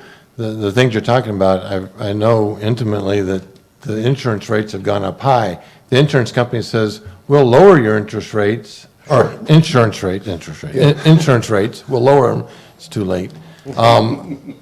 If you do X, Y, and Z, and it fits within the guidelines of what we're talking about here, then they have a choice. I mean, that's what we need, is a as long as choice. they have that choice, that's the only thing I'm saying, because from learning from the staff and hearing about some of the stuff, you know, that's going on, that's just, as long as the public understands it, you know, this IBHS people, they've developed a set of standards that they're pitching to the insurance company, and they have people, it's a voluntary program for them. You know, we're talking about bringing it back and making it an ordinance. We got to have something. We got to start somewhere and then start building on that to where we can have insurance again. And if it went, We have everything but the 5-foot zero zone. Wow. but if we adopted that in addition to everything else, so that we met all of their standards going forward, and people who've already put combustible materials within 5 feet of their house, they can change it if they want to, they don't have to, but going forward, if we adopted this and the insurance companies bought on, then we have just provided a route for people to move back here and have affordable insurance. Yeah, I totally And that's agree. our job. I totally agree with that, but we're basing that on if all of these people and all of this science, if the insurance company, this industry that doesn't give a crap, you know, if they accept it. And that's the only unknown, and hopefully that'll become known. You Yes, know, that's so, what you're yeah, so- telling us is going to happen.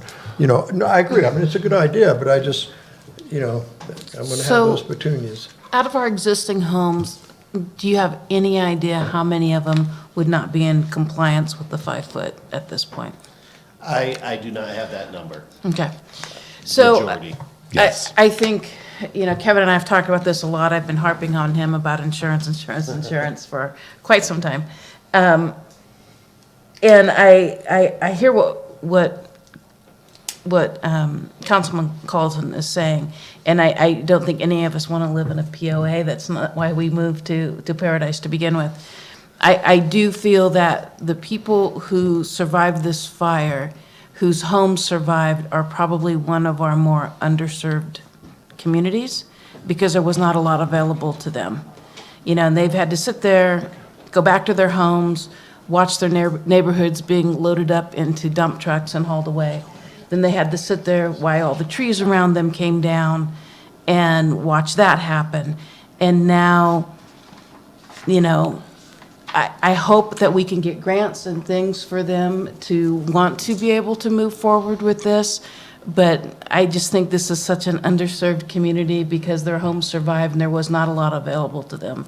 So I would hate to put them in a situation where we're forcing them to give up maybe one tree that survived their house or something. So I'm really hoping that, I'm all in favor of moving forward with this. But these people that have existing homes that have been through so much already, I'm really hoping that we can get money available to them and make this voluntary for them. And then it's their choice whether their insurance company. It's an option. Chooses to insure them. We got to give them It's got to options. be an Yeah. option. Yeah. So, and I appreciate this discussion. Tony will be bringing back an option for an ordinance moving forward next council meeting. The one thing I also want to think about, or for the council to think about, is that this is the first step, that they're looking at the wildfire prepared home. The next step is going to be looking at a community-wide kind of wildfire prepared home or community. And this is going to be a parcel by parcel kind of process, so that they are stripping out kind of zip code. No, this will be something that they'll be looking at parcel by parcel. Not a zone. Not zone. That's good. And I hate to be a broken record, but we've got to look at the property around our town. If we're asking people to have a barrier from their house out, Yep. we got to have a barrier from our town line out. So just a little update on that too, is that we are looking at asking for federal funding for partnering with Parks and Rec Fire Safe Council for that particular purpose, is that fire barrier that we've been talking about, getting more money out to those areas to get those fuels out of that surrounding area. Forest management and go goats. You're right. Oh, yeah. It's in June. 9:30. Oh, do you want to announce that? I don't have We are having a goat festival in town, and it will be sometime in June, and they are going to have goats from the top of town, and they're going to walk them down to the bottom, or down to the community park, I believe. We don't know for sure. I haven't, I've been going to the meetings, but I haven't reported on it because I've pulled Farm Bureau in, I've pulled California Women for Agriculture in to sort of help with it. But I don't know if we're going to have a running of the goats. I have voted no on that. So, Mark, you can buy a street sweeper, because we're going to need it to follow the goats. In the report. I don't care. Bad idea. Okay. We do. Meeting adjourned. Yay! It's before 11 o'clock. Wow, what a